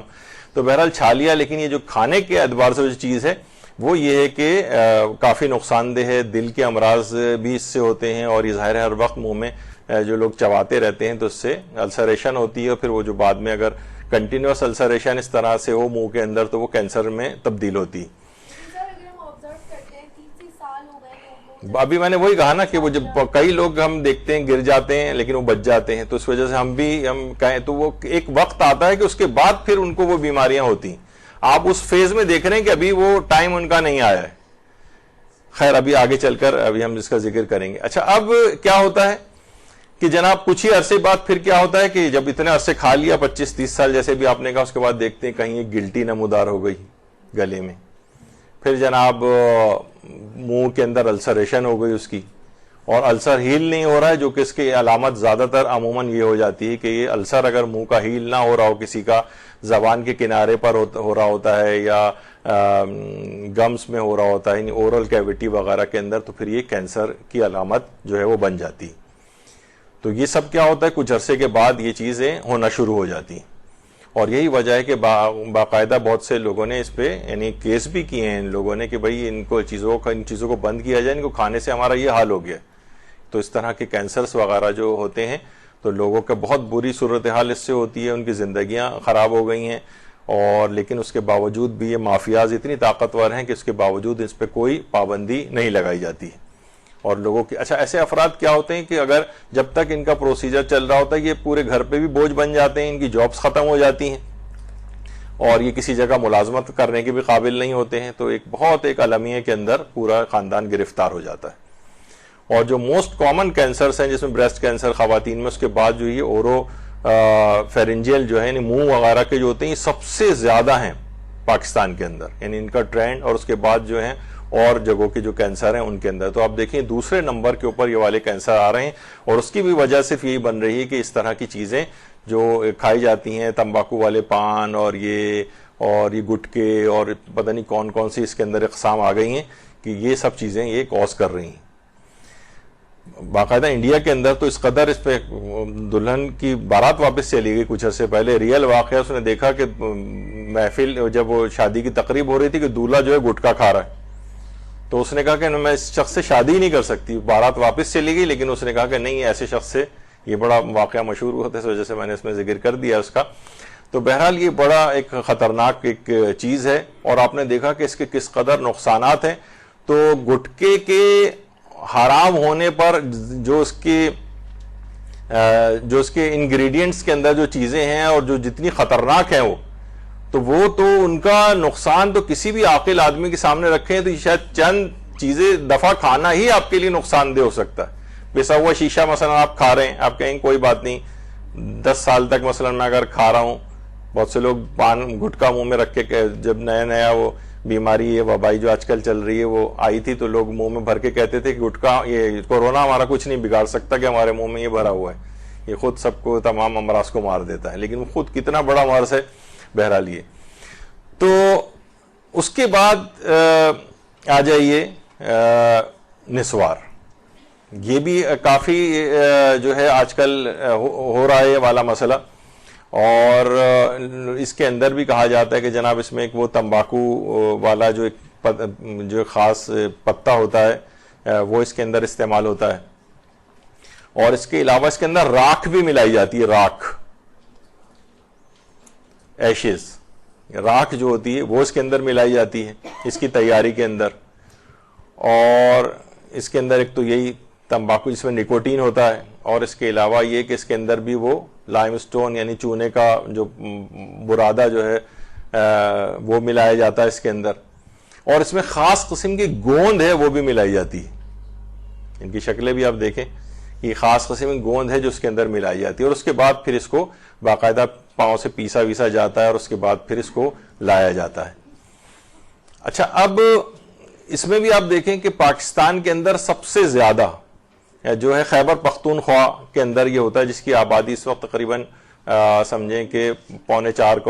کروڑ کے قریب ہو گئی ہے، تو 2017 کی ہے، لیکن اب تقریباً یعنی اعداد و شمار کے مطابق ہمارا جو کے پی کے کا جو صوبہ ہے اس میں اس کی 70% آبادی نسوار استعمال کرتی، 70%. تو اس سے آپ اندازہ لگا لیں کہ تقریباً یہی 2.25 کروڑ کے قریب لوگ جو ہیں صرف خیبر پختونخوا میں نسوار استعمال کرتے ہیں. اب دیکھ رہے ہیں گٹکا کتنے لوگ استعمال کر رہے ہیں، سگریٹ کی کتنی بڑی مقدار آپ نے پچھلی مرتبہ سنی تھی. ابھی تو میں اور نشوں کی طرف ابھی گیا نہیں ہوں آگے. تو بہرحال دیکھ رہے ہیں کہ کتنی بڑی تعداد ان کی ہے. اور صرف یہی نہیں ہے، اچھا لوگ عام طور پر یہ سمجھتے ہیں کہ شاید یہ نسوار جو صرف یہ ہمارے علاقے کے اندر ہے، نہیں، یہ سب سے زیادہ نسوار رشیا میں استعمال ہوتی، بلکہ اس کے جو کہا جاتا ہے کہ جد امجد نسوار کو ایجاد کرنے والے امریکی تھے، اس کے بعد یہ اور جگہوں کے اوپر گیا ہے، یعنی ہمارے ہاں سے اس کی آغاز نہیں ہوا ہے، یہ امریکہ سے اس کا آغاز ہوا ہے. تو بہرحال یہ کہ خیبر پختونخوا کی اتنی بڑی آبادی جو ہے اس کو استعمال کرتی، اور اس کے بعد مارکیٹ میں F-16 نسوار کے نام سے انسان بالکل فضاؤں میں ایسا پرواز کرتا ہے F-16 کی طرح سے. خیر، اچھا اس کا اور زیادہ نقصان تو ایک تو دیکھیے یہی ہے کہ اس سے آدمی کی شخصیت بھی بہت خراب ہوتی ہے، اس کے دانت خراب ہو جاتے ہیں، بار بار تھوکنا پڑتا ہے اس کو. ایک مولوی صاحب کے پاس ایک صاحب آئے تھے اور کہا کہ کیا جنت میں نسوار ملے گی؟ انہوں نے کہا جی ہاں نسوار جنت میں ملے گی، البتہ اسے تھوکنے کے لیے جہنم جانا پڑے گا. تو بہرحال یہ ہے کہ انسان کو اس کی شخصیت خراب ہو جاتی ہے ہر وقت وہ تھوک رہا ہے مثلا اس طرح سے. اور نسوار کے اندر ایک اور خصوصیت یہ ہے کہ یہ خون میں چربی کی مقدار کو ڈپازٹ کرتی ہے آپ کے، یعنی خون کی نالیوں کے اندر چربی کی مقدار، یہ یلو کلر کی جو ہے یہ چربی ہے جو خون میں بڑھتی چلی جاتی ہے. اس وجہ سے نسوار کا زیادہ استعمال سے کارڈیو ویسکولر جو امراض ہیں اس کے اندر بھی مسلسل اضافہ ہو رہا ہے. اور ہسپتال، اب تو ظاہر ہے لوگوں کے علم میں نہیں ہے، آپ تو اپنے گھر میں بیٹھی ہیں، آپ کو کیا پتا کہ اسپتالوں میں کس طرح سے وارڈ بھرے ہوئے ہیں اور اس کے مریض مسلسل ہزاروں کی تعداد میں آ رہے ہیں، اور پتہ ہی چلتا ہے کہ جناب نسوار کا استعمال اس میں ہو رہا ہے۔ اور صرف پاکستان میں 6 ارب روپے سالانہ کی نسوار کھائی جاتی۔ ابھی آپ نے اس سے پہلے کتنی بڑی تعداد اس کی سنی تھی سگریٹ اسموکنگ کی، یا واقعی اگر صرف یہ نشے اگر چھوڑ دیے جائیں تو پورے پاکستان کا قرضہ IMF اور ورلڈ بینک کا اتارا جا سکتا ہے۔ تو بہرحال 6 ارب روپے دیکھیے سالانہ کا تو صرف اور صرف نسوار کھائی جاتی ہے پاکستان میں۔ خیر، اور ایک کسی نے ایک ایسی مزہ کا وہ بھی ڈالی تھی اس کی کہ کورونا وائرس کا بھی مؤثر علاج اس کے اندر ہے۔ خیر، پاکستان کے ہمارے جو ایک صدر گزرے غلام اسحاق خان، وہ بھی اس کے بہت عادی تھے، اور ایک دفعہ جب گئے تھے، یہ میں نے شاید پچھلی دفعہ بھی بتایا تھا کہ جب انہیں حج پہ جانا تھا تو حکومت سعودی عرب کو پتا تھا کہ یہ اس کے عادی ہیں، تو کہا کہ ہمارے ہاں نسوار کی بھی پابندی ہے، وہاں پہ بھی یہ ڈرگس وغیرہ کے ضمن میں آتی ہے، تو یہ لانے کی اجازت نہیں ہے۔ تو غلام اسحاق خان صاحب نے کہا تھا کہ اگر خانہ کعبہ مجھے نظر ہی نہیں آئے گا تو طواف کس چیز کا کروں گا۔ تو بعض اوقات یہ چیز بھی ہوتی ہے کہ اتنا آدمی اس کا ان چیزوں کا ایڈکٹ ہو جاتا ہے۔ ایک بڑا مسئلہ پیش آتا ہے حالت روزہ میں نسوار کے استعمال کا۔ عام طور پہ لوگ یہ سمجھتے ہیں بھائی نسوار تو لے کے اور اپنا ادھر ہونٹوں کے قریب کہیں رکھ لی جاتی ہے، دانتوں کے پیچھے، تو یہ تو حلق سے کوئی چیز بھی ہمارے نہیں اتر رہی ہے، تو کیا حالت روزہ میں نسوار کا استعمال کیا جا سکتا ہے؟ تو آقا سیستانی سے بھی یہ چیز پوچھی گئی، تو اگر حالت روزہ میں نسوار کے ذرات حلق سے نیچے اتر جائیں یا نسوار سے مخلوط لعاب دہن کو نگل لیا جائے تو اس سے روزہ باطل ہو جاتا ہے۔ آقا سیستانی سے پوچھا کہ روزے میں نسوار کا استعمال کیسا ہے؟ تو جواب دیا اگر اس کے ذرات حلق میں جائیں تو اس سے اجتناب کرنا لازم ہے، مگر یہ کہ وہ ذرات تھوک میں گھل مل کر ختم ہو جائیں، یعنی ان کا کوئی بالکل غائب ہو جائیں، لیکن عام طور پہ ہوتا نہیں، اس کے ذرات اس کے اندر تھوک کے اندر موجود رہتی ہیں، اور وہ جب حلق سے نیچے اترے گا تو فرماتے ہیں کہ اس سے روزہ باطل ہو جائے گا۔ تو یہ ان کی آفیشیل ویب سائٹ پہ بھی ہے، تو ان کا جواب ہے کہ اگر اس کے ذرات حلق میں جائیں تو اس سے اجتناب لازم ہے، مگر یہ کہ وہ ذرات تھوک میں مل کر مستحلق، یعنی وہ بھی جو ہم نے کہا تھا استہلاک ہو جائے، یعنی گھل مل کر نہ ہونے کے برابر رہ جائیں، تو پھر صحیح ہے۔ لیکن یہ کہ عام طور پر ہوتا نہیں ایسا، اور اس کے حلق میں اس کے ذرات چلے ہی جاتے ہیں، تو اس لحاظ سے اس کا استعمال اور جائز نہیں ہے۔ یہ آغا رہبر ان کا فتویٰ ہے کہ کیا حالت روزہ میں نسوار لی جا سکتی ہے؟ تو فرماتے ہیں ناک کے راستے اگر حلق تک جانے کا اندیشہ ہو تو روزے دار کے لیے اس کا لینا جائز نہیں ہے۔ پھر سوال پوچھا گیا نسوار جو تمباکو سے بنائی جاتی ہے اور کچھ دیر زبان کے نیچے رکھنے کے بعد اسے تھوک دیا جاتا ہے، تو کیا اس کا استعمال روزے کو باطل کرتا ہے؟ تو انہوں نے بھی وہی جواب دیا اگر لعاب دہن سے مخلوط ہو کر حلق سے نیچے اتر جائیں گے اس کے ذرات تو روزہ باطل ہو جائے گا، اور عام طور پر ایسے ہی ہوتا ہے، تو آہستہ آہستہ اس کے ذرات تھوک میں مل کر حلق سے نیچے اترتے ہیں۔ اور آیت اللہ حافظ بشیر نجفی سے بھی پوچھا گیا، تو انہوں نے فرمایا کہ نسوار رکھنے سے تو روزہ باطل نہیں ہوتا، لیکن یہ یقین کیسے ہوا کہ کوئی ذرہ آپ کے لعاب دہن سے مکس ہو کر آپ کے اندر نہیں گیا ہے، یہ آپ کو یقین ہونا چاہیے، اور یہ یقین کیونکہ نہیں ہوتا لہذا صحیح نہیں ہوگا اس کا۔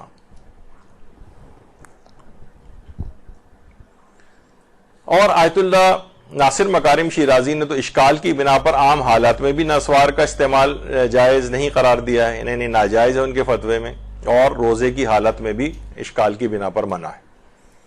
یعنی وہ تو ویسے بھی سگریٹ کو بھی اسی انداز سے کہتے ہیں، اور نسوار کے بھی کچھ نقصانات ان کی نگاہ میں ایسے ہوں گے کہ انہوں نے اس میں بھی اشکال لگایا ہے۔ سگریٹ میں تو فتویٰ دیا ہے،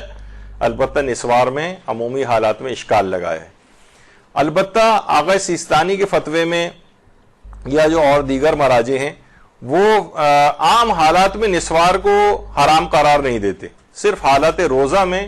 نسوار کا استعمال اگر وہ اس کے ذرات تھوک میں مل کر حلق سے نیچے اتریں تو پھر وہ مبطل روزہ شمار ہوتے ہیں، لیکن عام حالات میں نسوار کے حرام ہونے کا الگ سے کوئی فتویٰ مراجع نے نہیں دیا ہے سوائے ناصر مکارم کے، انہوں نے اشکال لگایا ہے۔ آیت اللہ اسحاق فیاض ان کے نزدیک بھی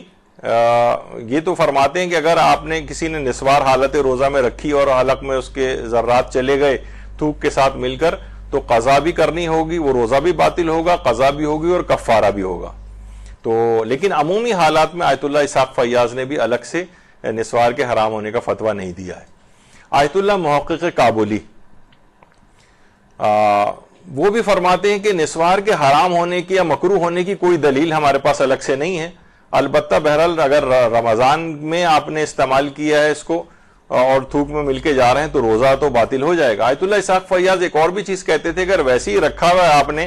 تو وہ کہتے تھے اشکال یوں بھی ہے کہ اس سے نا حد کے حرمت رمضان ہوتی ہے،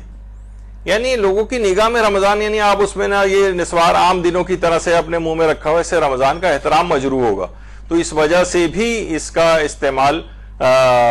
ممکن ہے کہ جائز نہ ہو آپ کے لیے کہ اگر حد کے حرمت رمضان ہو رہی۔ تو بہرحال یہ آیت اللہ محقق کابلی ان کا انتقال ہو چکا ہے ویسے، تو یہ بہرحال نسوار ہے، اس کے آپ نے وہ بھی سن لیے ہیں فقہی احکام بھی، اور اس کے اندر بہرحال ایک اچھی چیز تو نہیں ہے کہ جس قدر بھی ممکن ہو اس سے پیچھا چھڑانا چاہیے۔ اچھا اب آ جائیے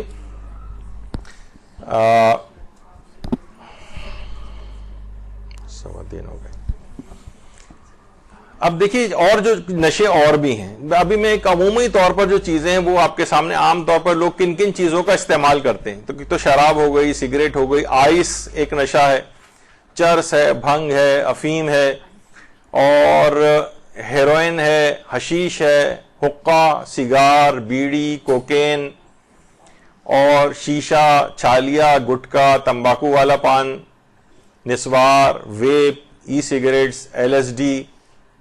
اور سونف، سمت بانڈ، پیٹرول، میریجوانا۔ تو آپ نے دیکھا کہ کتنی ایسی چیزیں جس کے اندر یہ آئس ہے، آئس برف کو نہیں بلکہ آئس جو نشہ ہوتا ہے،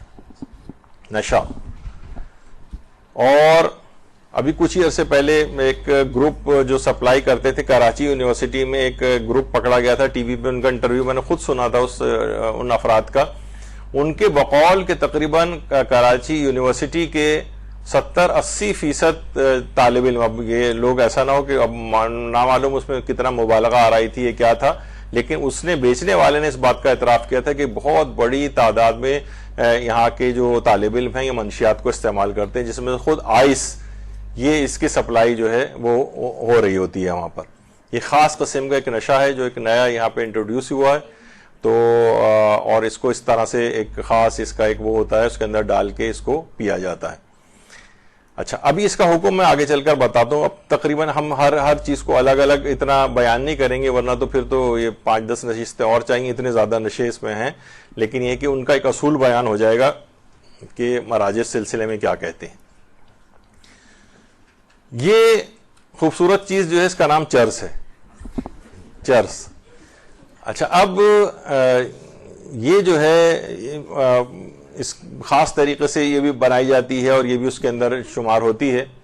اور یہ بھی کسی چرسی کا ایک شعر ہے، کسی سے نا امید وفا کیجئے، چرس پیجئے اور سب کو دفع کیجئے۔ اب اس میں جو سپیلنگ مسٹیک ہے وہ چرسی ہونے کی وجہ سے ہیں، تو بہرحال لوگ اس طرح سے بھر کر بھی اس کو پیتے ہیں، یہ بھی ایک نشاور ظاہر کی چیز ہے، اور اس کا حکم بھی آگے چل کر ہم بیان کریں گے۔ یہ حشیش ہے، حشیش، حشیش یہ خود ایک نشہ ہے۔ ہیروئن یہ ایک نشہ ہے۔ اچھا اسی طرح سے یہ کوکین ہے، یہ ایک نشہ ہے، اس کا حکم بھی آگے آئے گا۔ ایل ایس ڈی یہ ایک نشہ ہے، اور میریجوانا یہ ایک نشہ ہے۔ تو اچھا اسی طرح سے یہ ویپرائزنگ جو اس میں آ گئے ہیں آج کل، ویپس کی صورت میں جو کہا جاتا ہے یہ ہے۔ اس کے علاوہ سمت بانڈ کا نشہ جو ہے یہ خاص طور پہ بچے وغیرہ آج کل کافی اس کو کرتے ہیں، سمت بانڈ کا ایک نشہ ہوتا ہے۔ اور یہ بھنگ ہے، بھنگ ایک خاص طریقے سے بنائی جاتی ہے، اور اہل سنت کے پاس تو ویسے ان کے جو علماء ہیں وہ اس کے حرام ہونے کا انہوں نے بھی فتویٰ دیا ہے بھنگ کے، لیکن ہمارے ہاں خاص طور پر اس کے لیے الگ سے روایات آئیں۔ البتہ روایات بہت زیادہ اتنی اس لحاظ سے معتبر نہیں ہیں، لیکن مستدرک الوسائل میں مرزا نوری نے اور روضۃ الجنات میں مرزا باقر خونساری نے ان روایات کو لکھا ہے کہ خود پیغمبر اکرم صلی اللہ علیہ وآلہ وسلم سے روایت کہ میرے بعد ایک قوم آئے گی جو کہ بنج یعنی بھنگ کو استعمال کرے گی، گاف کیونکہ عربی میں نہیں ہوتا، بنج بے نون جیم، لیکن اس کو اس میں بھنگ کہتے ہیں، یہ اس کو استعمال کرے گی، وہ مجھ سے بری ہوں گے اور میں ان سے بری ہوں، میرا اور ان کا سمجھیں ایک لحاظ سے تبرے کا رشتہ ہے. اور بلکہ یہاں تک روایت میں پیغمبر نے کہا کہ یہودوں اور نصارہ کو سلام کر لینا لیکن کسی بھنگ پینے والے کو، بھنگ کھانے والے کو سلام نہ کرنا. اور جو بھی بھنگ کے نشے کو بہت حقیر سمجھتا ہے کہ یہ کوئی بات نہیں، یہ تو کوئی خاص چیز نہیں ہے، تو وہ ایسا شخص جو ہے وہ کفر کی منزل تک پہنچ جاتا ہے. بلکہ کہ خانہ کعبہ کو 70 مرتبہ گرانے کے برابر ہے بھنگ کا استعمال، 70 ملائکہ مقربین کو قتل کرنے کے برابر ہے. اور بہت تفصیل کے ساتھ بہت اس کی مذمت جو ہے وہ روایت کے اندر آئی ہے. مستدرک الوسائل میں مرزا نوری نے وہ روایات لکھی ہیں، اور میزان الحکمہ میں آقا ری شاہری نے اس کو لکھا ہے. البنج یعنی جو بھنگ جو اس کو کہا جاتا ہے، تو یہ اس قسم کے نشے یہ بھی یہاں پر پیے جاتے ہیں. اور ایک بہت ہی اعلیٰ حکومتی عہدیدار ماضی میں رہ چکے ہیں ایسے کہ جو کہ بڑے کثرت کے ساتھ اس کا استعمال کرتے تھے یہاں پر. اچھا، اب یہ تمام نشہ آور چیزوں کے استعمال کا حکم کیا ہے، شرعی حکم. اب یہ دیکھ لیجئے کہ آغا سیستانی نے کیا فرمایا. نشیلی چیزوں کا استعمال اگر اہم ضرر رکھتا ہو تو حرام ہے. وہ تو کہتے ہیں فتوے کی بنا پر حرام ہے. اہم اگر ضرر یعنی قابل توجہ ضرر رکھتا ہے، اور یہ تمام چیزوں میں قابل توجہ ضرر تو ہے. یعنی یہ جتنے بھی آپ نے اس سے پہلے ابھی نشے دیکھے ہیں، کچھ کا کم کا ہے، کچھ کا البتہ بہت زیادہ ہے، لیکن بہرحال اگر قابل توجہ ضرر ہو تو آغا سیستانی فرماتے ہیں فتوے کی بنا پر حرام ہے. اگرچہ ایسا ضرر مسلسل نشہ کرنے کی وجہ سے لاحق ہو یا کسی اور وجہ سے ہو، کسی بھی وجہ سے ہو، یا مسلسل پینے کی وجہ سے ہو یا کوئی اور وجہ سے ہو، تو یہ قابل توجہ ضرر ہے تو فتوے کی بنا پر حرام ہے. آگے فرماتے ہیں بلکہ احتیاط واجب یہ ہے کہ بالکل نشے والی چیزوں کا استعمال نہ کریں چاہے وہ اہم ضرر نہ بھی رکھتی ہوں. کوئی شخص ممکن ہے یہ بات کہے کہ بھئی میں جو چرس پی رہا ہوں تو مجھے تو کوئی خاص ضرر نہیں ہو رہا، میں تو مثلا ہفتے میں صرف ایک چرس، روزانہ ایک سگریٹ خالی پیتا ہوں اس کی، اور مجھے یقین ہے کہ اہم ضرر بھی میرے جسم پر کچھ نہیں ہو رہا ہے. آغا سیستانی فرماتے ہیں احتیاط واجب کی بنا پر نشہ والی چیزوں کا استعمال چاہے اہم ضرر نہ بھی رکھتا ہو تب بھی جائز نہیں. تو یہ جتنی بڑی لسٹ میں نے آپ کے سامنے اور تصویروں کے ساتھ یہ پیچھے دکھائی ہے، تو چاہے وہ افیم ہو، چرس ہو، یا آغا سیستانی کے فتوے میں یہ ساری کی ساری چیزیں اگر اہم ضرر نہ بھی رکھتی ہوں تو احتیاط واجب کی بنا پر حرام ہے، اور اگر اہم ضرر رکھ رہی ہیں تو فتوے کی بنا پر حرام ہے. تو یہ ایک اس میں ایک اہم بات تھی اس لحاظ سے. اچھا، اسی طرح سے دیکھیے منشیات کو بنانا اور ان کو تیار کرنے کا کام، یہ ایک تو معاشرے کے اندر ظاہر ہے اس طرح کی چیزوں کو بنانا، لے کر آنا، پھیلانا، لوگوں کو نقصان پہنچانا، یہ اس لحاظ سے بھی حرمت کا پہلو آتا ہے. اور دوسرا یہ کہ یہ خلاف قانون ہونے کی وجہ سے بھی حرام ہے، یعنی اس میں کئی حرام چیزیں آ جاتی ہیں. تو منشیات بنانے اور تیار کرنے کا کام، تو ایک تو یہ اس کا مسئلہ ہے. اچھا، اب آ جائیے ذرا پان کے مسئلے پر. پان پہ تو ظاہر ہے یہ عام پان کا پتا اگر آپ معمولی مقدار میں کھاتے ہیں تو اس کا تو مسئلہ نہیں ہوتا ہے عام طور پر اتنا صحت کے ساتھ، لیکن یہ کہ بہرحال اس کے اوپر جو کتھا، چونا، چھالیا، تمباکو اور اس کے ساتھ جو جتنی چیزیں ایڈ کرتے جائیں گے تو نقصان اور خطرہ اس میں بڑھتا چلا جائے گا. اور یہی وجہ ہے کہ یہ پان چیوئنگ جو کہلاتی ہے، یہ جو پان اس طرح سے کھانا، ان کے اندر بھی ظاہر ہے فقط یہ صرف پان کا پتا کوئی بھی نہیں کھاتا ہے جب تک یہ تمام لوازمات اس کے ساتھ نہ ہوں. تو لہٰذا یہ بھی اسی پیکیج کا حصہ بن جائے گا کہ جس میں اہم ضرر ہوتا ہے، جس میں ماؤتھ کے کینسرز وغیرہ، وہ یہ پان کھانے والے بہت زیادہ جو افراد جو تمباکو والا، چھالیا اور یہ سب چیزیں، کیونکہ یہ چیزیں کیا ہیں، یہ چونا اور یہ سب کچھ یہ آپ کے اندر جو میوکوزل لائننگ ہے منہ کے اندر کی، یہ اس کو سمجھے وہاں پہ السریشن کاز کرتے ہیں. اور مسلسل کیونکہ کھاتے رہتے ہیں تو وہاں پہ السر ہوتا رہتا ہے اور یہاں تک کہ پھر وہ کینسر کے اندر تبدیل ہو سکتا ہے. تو بہرحال یہ ایک اس کا ایک مسئلہ ہے. پھر یہ مبارک ہاتھوں سے اپنے اکثر پنواڑی جو کھلا بھی رہے ہوتے ہیں پان بیچنے والے لوگوں کو. بہرحال یہ کہ یہ بھی ایک کوئی ویسی چیز نہیں. کبھی کبھار سال 6 مہینے میں ایک آدھ میٹھا پان کھا لیں تو شاید اس کا کوئی اتنا اثر نہ ہو، جراثیم وغیرہ کے اعتبار سے تو ہو سکتا ہے، لیکن یہ باقی چیزیں جتنی بھی آپ کو نظر آ رہی ہیں اس میں آرٹیفیشل کلرز، بہت سے ایسے یعنی جو ایسے کلرز اس میں استعمال ہو رہے ہیں، یہ وہ کلرز نہیں جو کھانے کے قابل ہوں، بلکہ یہ ممالک میں دیواروں پر جو کلر کیے جاتے ہیں اس تک پہ یہ چیزیں بین ہیں، یعنی یہ دیواروں پر بھی نہ کیے جائیں، اتنے مضر صحت ہیں یہ کہ دیواروں پر بھی نہ کیے جائیں تو وہ آپ کو آپ کے جسم کے اندر داخل کیے جا رہے ہیں.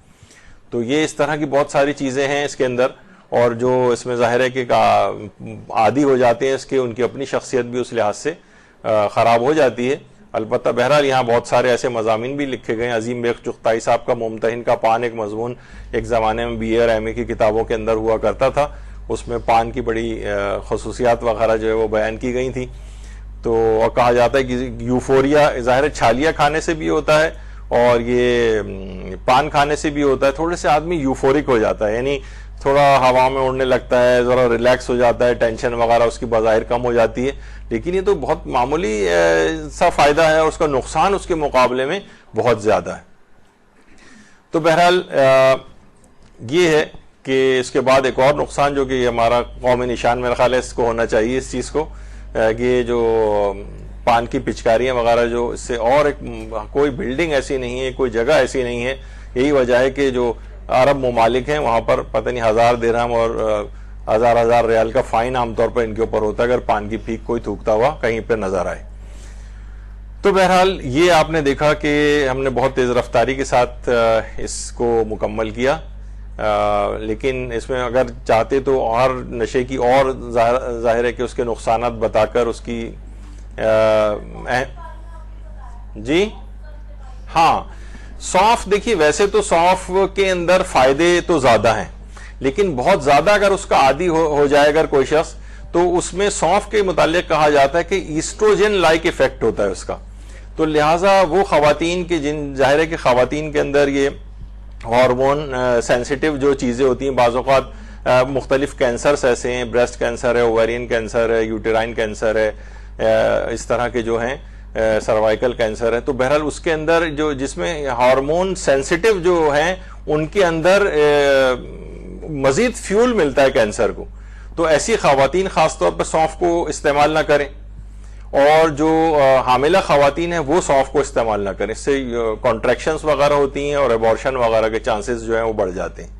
لیکن زیادہ، اور کسی جگہ میں نے ایک دفعہ کسی روایت میں پڑھا تھا، مجھے اس کا ایگزیکٹ ریفرنس یاد نہیں، کہ اس کا زیادہ استعمال دل کے امراض کاز کرتا ہے. لیکن بہرحال ابھی تک کوئی ایسی سائنٹیفک ایویڈنس کے طور پر میرے علم میں نہیں ہے بات، کسی روایت میں غالباً کبھی کسی زمانے میں پڑھی تھی. لیکن ظاہر ہے کہ کسی بھی چیز کا بہت زیادہ استعمال وہ نقصان دہ ہو جاتا ہے. تو ایک حد اعتدال کے اندر تھوڑا تھوڑا کبھی کبھار کھا لی جائے تو حرج نہیں ہے، لیکن اس کو نشے کے طور پر لے جانا تو انسان پھر اس میں اضافے سے اضافہ ہوتا جاتا ہے اور پھر وہ نقصان کی طرف چلا جاتا ہے معاملہ. نہیں جائز ہے.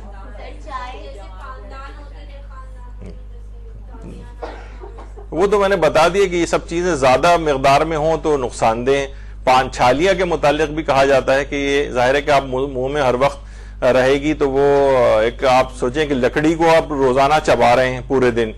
ایک لکڑی کی طرح کی تو چیز ہے نا یہ، تو وہ کیا کرتی کہ اندر آپ کو جو نا السریشن کاز کرتی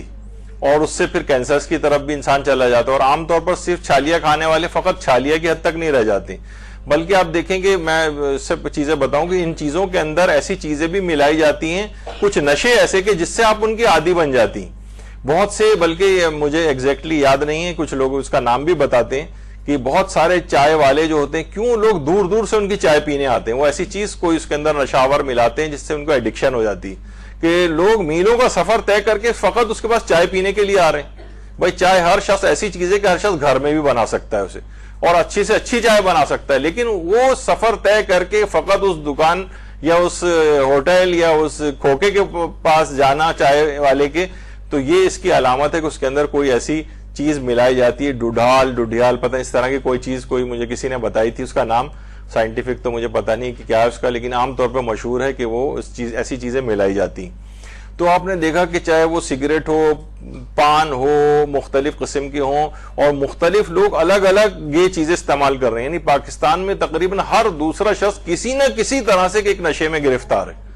تو یہ کیا ہے، اس کے دماغ کو متاثر کرتی ہیں ساری چیزیں، وہ ان کے ہاتھوں بالکل ہینڈی کیپ ہو جاتا ہے. اور یعنی نشہ اس کو کوئی نہ کوئی ہر وقت چیز، اور اس کے کوئی نہ کوئی ایکسکیوز وہ مانگتا ہے. کچھ نوجوان ہیں وہ کہتے ہیں کہ ہمارا برین ورک بہت ہوتا ہے، ہمیں کوئی نہ کوئی ایسی چیز استعمال کرنی ہوتی ہے. اپنے آپ کو بیوقوف بنانے والی بہت ساری چیزیں ہیں. ان تمام چیزوں سے انسان اپنا پیچھے چھوڑائے تو دیکھے گا کہ اس کے دماغ کی طاقتیں کتنی زیادہ اور آگے جائیں گی.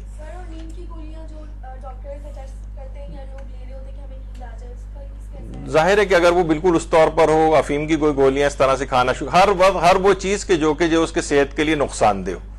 وہ اتنی مقدار میں کھانا جائز نہیں. جو اصول میں نے آپ کو آغا سیستانی کا بتایا تھا کہ چاہے وہ مستقبل میں ہی اس کے اثرات کیوں نہ ہو، یعنی ابھی سے اتنا عادی ہوگا کہ مستقبل میں جا کے نقصان ہوگا یا امیجیٹ نقصان ہو رہا ہے، دونوں صورتوں میں پھر یہ کام جائز نہیں ہوگا، چاہے وہ دوائیں ہوں یا چاہے کوئی اس طرح کی اور چیزیں ہوں. جی بس اس میں دیکھا جائے گا کہ کتنا معاشرے کو نقصان پہنچا رہا ہے. اگر معاشرے کو نقصان پہنچانے والا ہے، لوگوں کی صحتیں تباہ ہو رہی ہیں اور اس طرح کی کوئی چیز ہے تو پھر ناجائز ہو جائے گا. لیکن یہ دیکھیں یہ چیزیں ہیں نا، مثلا میں نے ایک صاحب تھے جو کہ گٹکا کھاتے تھے، میں نے ان کو ابھی چند دن پہلے ہی صرف ان کو یہ چیزیں بتائیں اور دکھائیں کہ دیکھو اس کے اندر جو ہے نا یہ چیزیں ملائی گئی ہیں جو آپ کھا رہے ہیں. تو انہوں نے کانوں کو ہاتھ لگایا کہ آئندہ کبھی، واقعی تو بہت خطرناک چیزیں، آئندہ کبھی نہیں کھاؤں گا. تو لوگوں کو ذرا سا تھوڑا سا اس کا احساس، ابھی لوگوں کو پتہ نہیں، سوچ رہے ہیں بس کیا اس میں تمباکو ہے، یہ ہے وہ، اور کچھ نہ کچھ چیزیں وہ بظاہر ملا بھی دیتے ہیں کہ پستہ ملا دیا اس کے اندر یا اخروٹ کی گری اس کے اندر ملا دی اور کہتے ہیں دیکھیں یہ چیزیں اس کے اندر ہیں. تو لوگ سوچتے ہیں کہ اچھا، لیکن وہ اور چیزیں جو اس کے اندر ملائی گئی وہ ان کے علم میں نہیں ہے، جو باقاعدہ لیبس نے ان کو نکالا ہے کہ اس کے اندر کیا کیا چیزیں شامل ہوتی، اور باقاعدہ اوتھینٹک لیبس نے اس میں سے اس کے انگریڈینٹس نکالے. تو اب آپ دیکھیں کہ یہ پسا ہوا شیشہ ہی کتنا، یعنی آدمی تھوڑا سا بھی شیشہ کھا لے تو کتنا، تو وہ پتہ چلا کتنا السریشن اس کے اندر کاز کر رہا ہوگا پورے اس کی غذا کی نالی میں. چائے میں نکوٹین ہوتا ہے، ایسپارٹین ہوتا ہے اس کے اندر، اور کیفین ہوتی ہے اس کے اندر. تو بہرحال یہ سب چیزیں، لیکن وہ اتنی مقدار میں بہرحال نہیں ہے کہ بہت زیادہ آپ کی صحت کو کہ اس سے اموات واقع ہو رہی ہوں. ہاں اگر بہت زیادہ ہے کہ آپ نے دیکھا ہوگا بہت زیادہ چائے پی لیں تو پیلپیٹیشن، دل کی دھڑکن تیز ہو جاتی ہے اور کچھ، لیکن اتنے ہارمفل ایفیکٹ بہرحال اس کے ابھی تک نوٹ نہیں کیے گئے کہ جو کہ بہت زیادہ مضر صحت چیز شمار ہو. البتہ وہ ضرور ہے کہ ایک دفعہ ایک عالم کی جو امام زمانہ علیہ السلام سے ملاقات ہوئی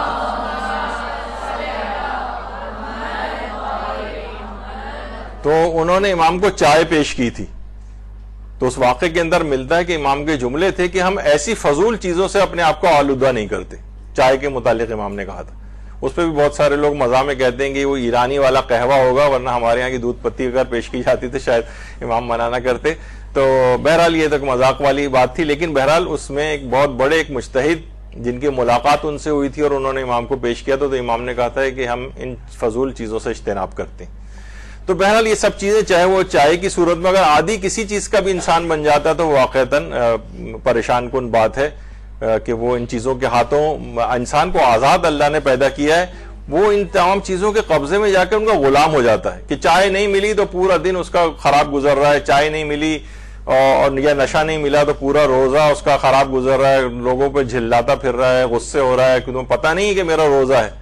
یعنی بھائی روزہ ہے تو کون سی ایسی قیامت آ گئی کہ آپ جو ہے اتنے بدمزاج ہو گئے؟ تو پتہ چلا کہ وہ ودڈرال سمٹمز کی وجہ سے ہو رہا ہے کہ آج نشہ نہیں ملا ان کو. تو بہرحال یہ گفتگو ہماری یہاں پر مکمل ہو رہی ہے. آج 2 نشستوں میں کہیں جا کر نشہ آور چیزیں اور سگریٹ کے احکام، اور یہ مردوں تک بھی یہ چیزیں پہنچائیں، دیگر لوگوں تک بھی پہنچائیں احکام سیکھ کر، تاکہ معاشرے سے یہ چیزیں نقصان دہ ختم ہوں اور انسان ایک فریش دماغ کے ساتھ، آزاد دماغ کے ساتھ دین خدا کے لیے کام کر سکے. وصلی اللہ علی محمد.